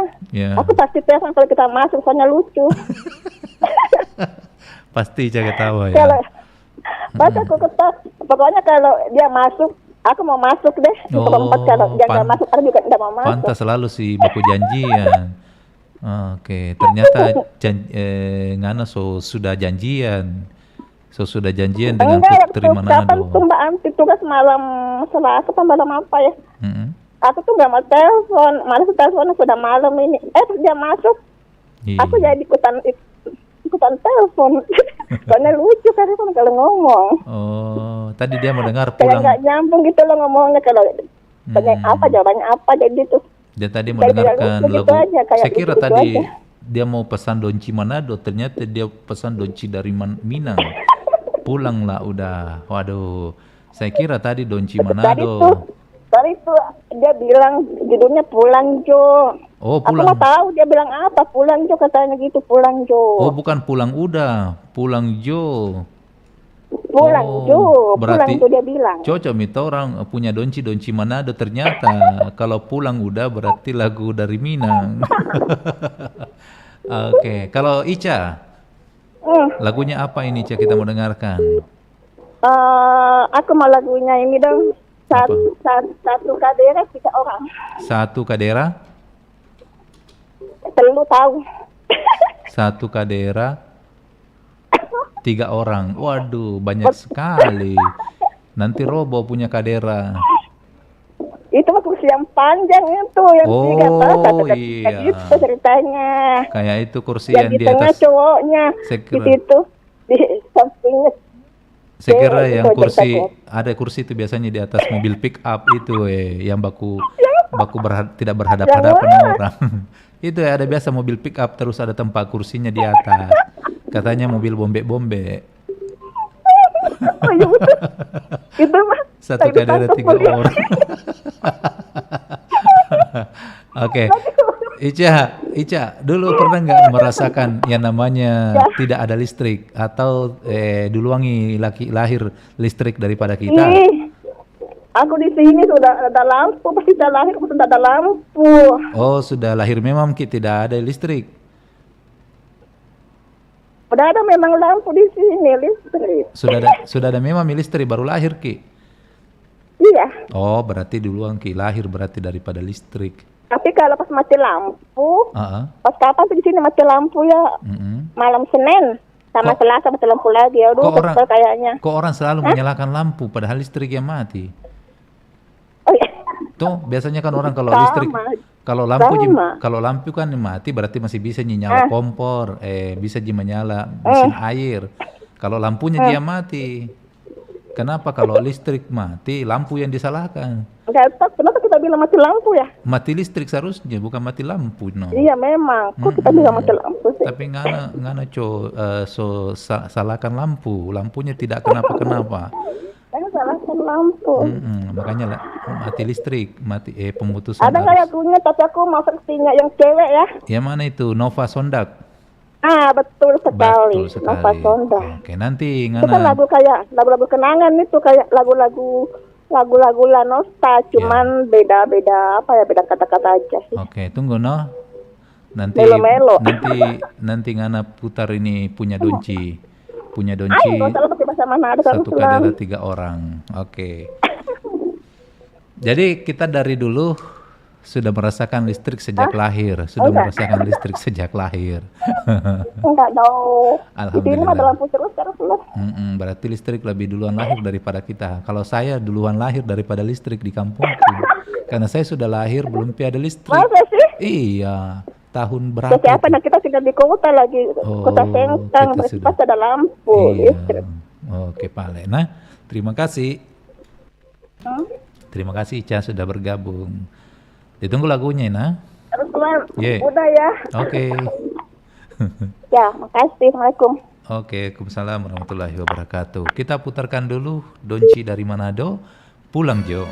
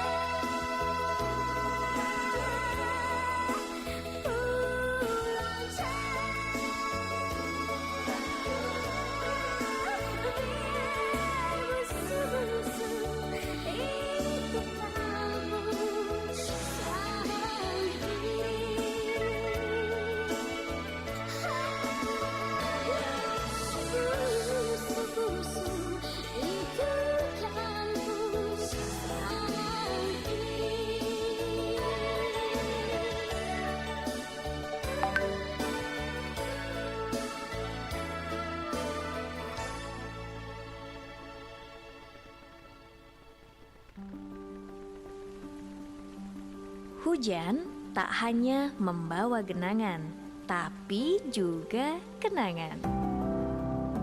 Tahukah Anda, hujan memiliki kemampuan menghipnotis manusia untuk meresonansikan ingatan masa lalu. Tak hanya itu, faktanya air hujan yang jatuh ke bumi memiliki aroma khas yang disebut dengan petrichor. Aroma petrichor terbentuk karena gabungan antara air hujan dengan spora. Proses ini terjadi karena adanya bakteri Actinomycetes di tanah. Selain itu, ternyata rintik air hujan juga dapat membentuk nada-nada indah yang dinamakan dengan pitter. Pitter merupakan suara derai air hujan di permukaan bumi yang dapat digunakan sebagai terapi dan relaksasi. Itulah sebabnya setiap kita mendengarkan bunyi tetesan air hujan, hati kita terasa tenang dan terasa menyatu dengan alam.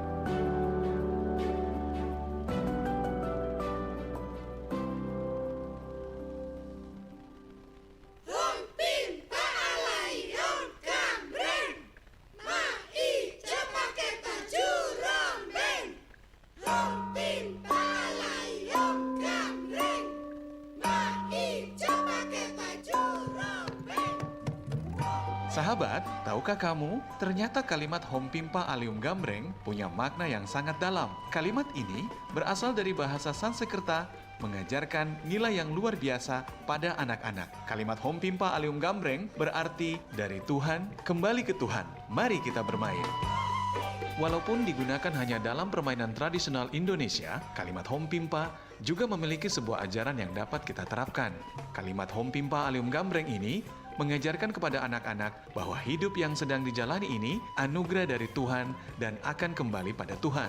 Kalimat ini juga memiliki makna untuk menikmati kehidupan dengan melakukan permainan yang membuat hati senang. Saat melakukan Hompimpa dan menunjukkan telapak tangan atau punggung tangan, kita tidak tahu apakah kita akan menang atau kalah. Nah, dari sanalah kita belajar untuk menerima dengan lapang dada hasil dari apa yang telah kita pilih. Hanya saja, sejarah penggunaan kalimat Hompimpa Alium Gambreng ini tidak diketahui secara pasti. Kemungkinannya adalah kalimat ini mulai digunakan sejak Indonesia dalam era kerajaan Hindu-Buddha. Tapi untuk saat sekarang, maraknya game online di kalangan anak-anak menjadikan Hompimpa ini mulai tersingkirkan.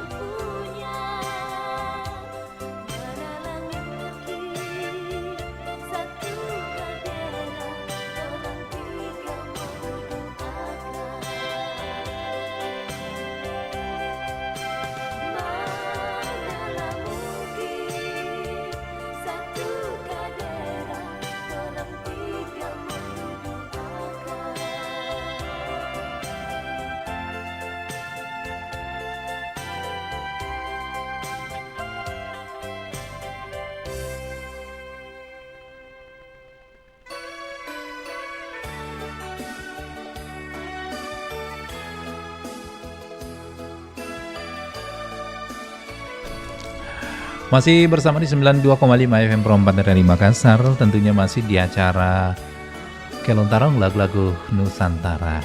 Silakan ya masih ingin bergabung Sobat Budaya.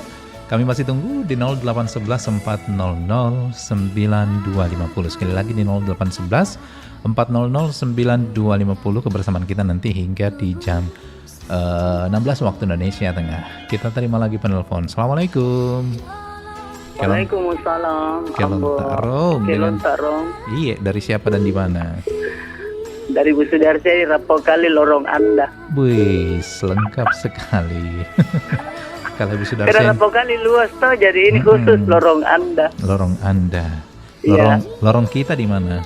Oh, di sebelah sana ada lorong kita, lorong kami. Iya. Iya ada. Loronta. Kalau lorong kita itu di sana tempatnya kelurahan. Bagusnya di namanya di sana itu. Sangat Iya, bersahabat. ada juga namanya Lorong Riang. Oh, berarti dia di sana bersahabat sekali dengan lorong, di jadi lorong-lorong namanya. Iya, artinya lorong itu menciptakan suasana. Iya, tapi meskipun di kebahagiaan, ya. Iya, tapi meskipun di lorong tidak pernah gelap karena nyala terus listriknya di. Oh, sekarang? Dulu. Iya, selalu. Dulu kita waktu masih kecil pernah nggak merasakan listrik tidak ada? Atau? Oh iya, waktu kecil itu kebutuhan rumah tangga banyak tidak pakai listrik toh. Iya. Misalnya setrika arang dibakar kulkas masuk. Oh iya tahu. Ada itu setrika dulu pakai ayam-ayam toh. Iya.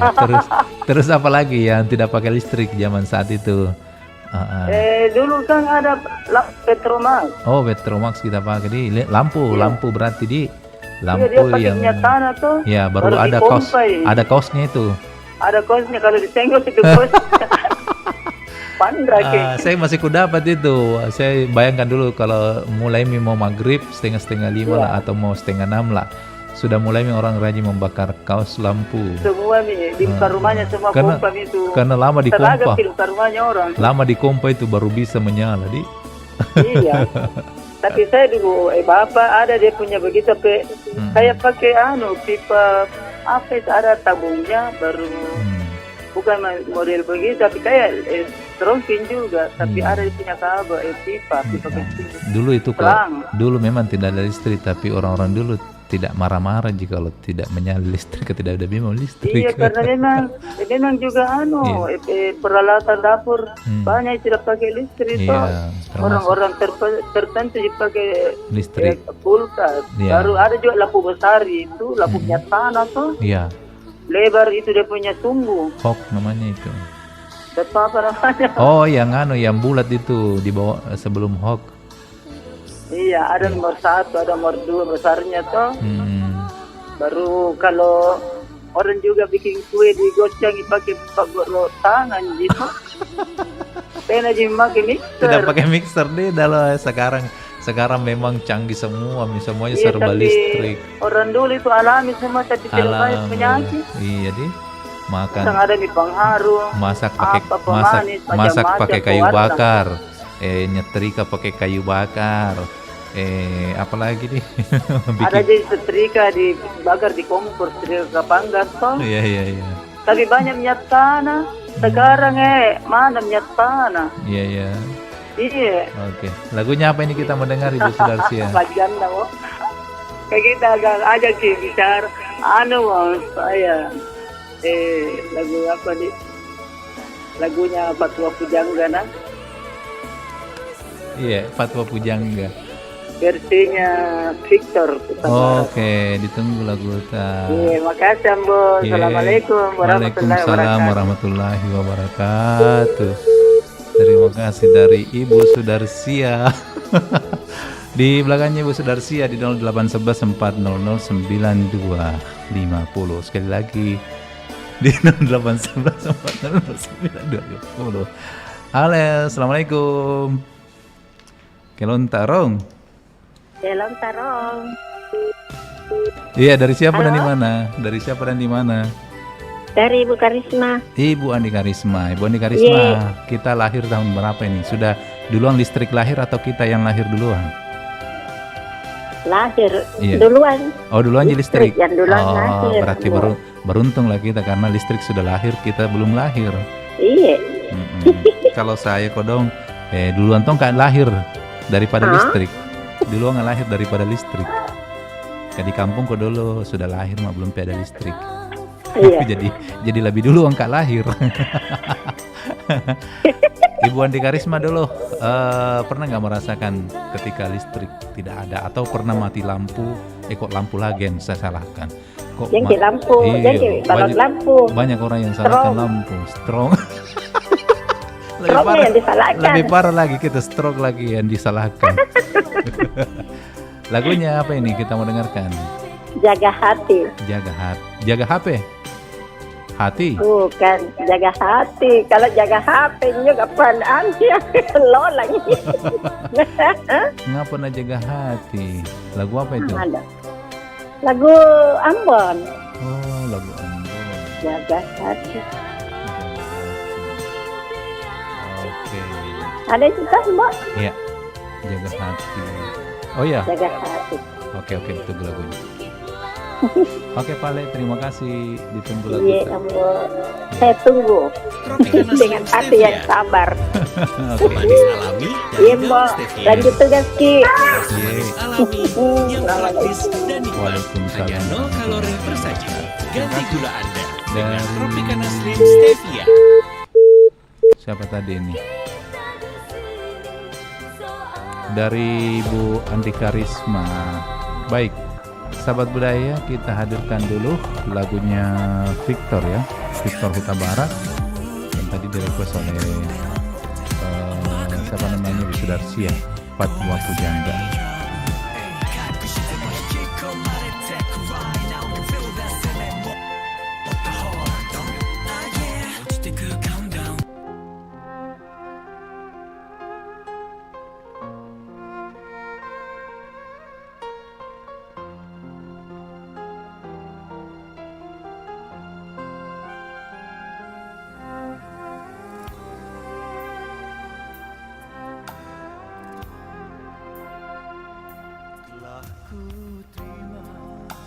Suratmu nan lalu penuh sanjung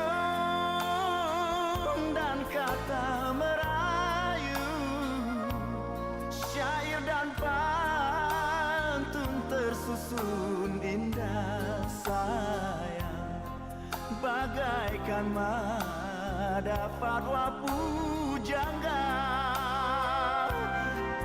Ku simpan suratmu yang itu, papusaka yang sangat bermutu. Walau kita tak pernah bersua sayang, cukup sudah tandamu setia. Tapi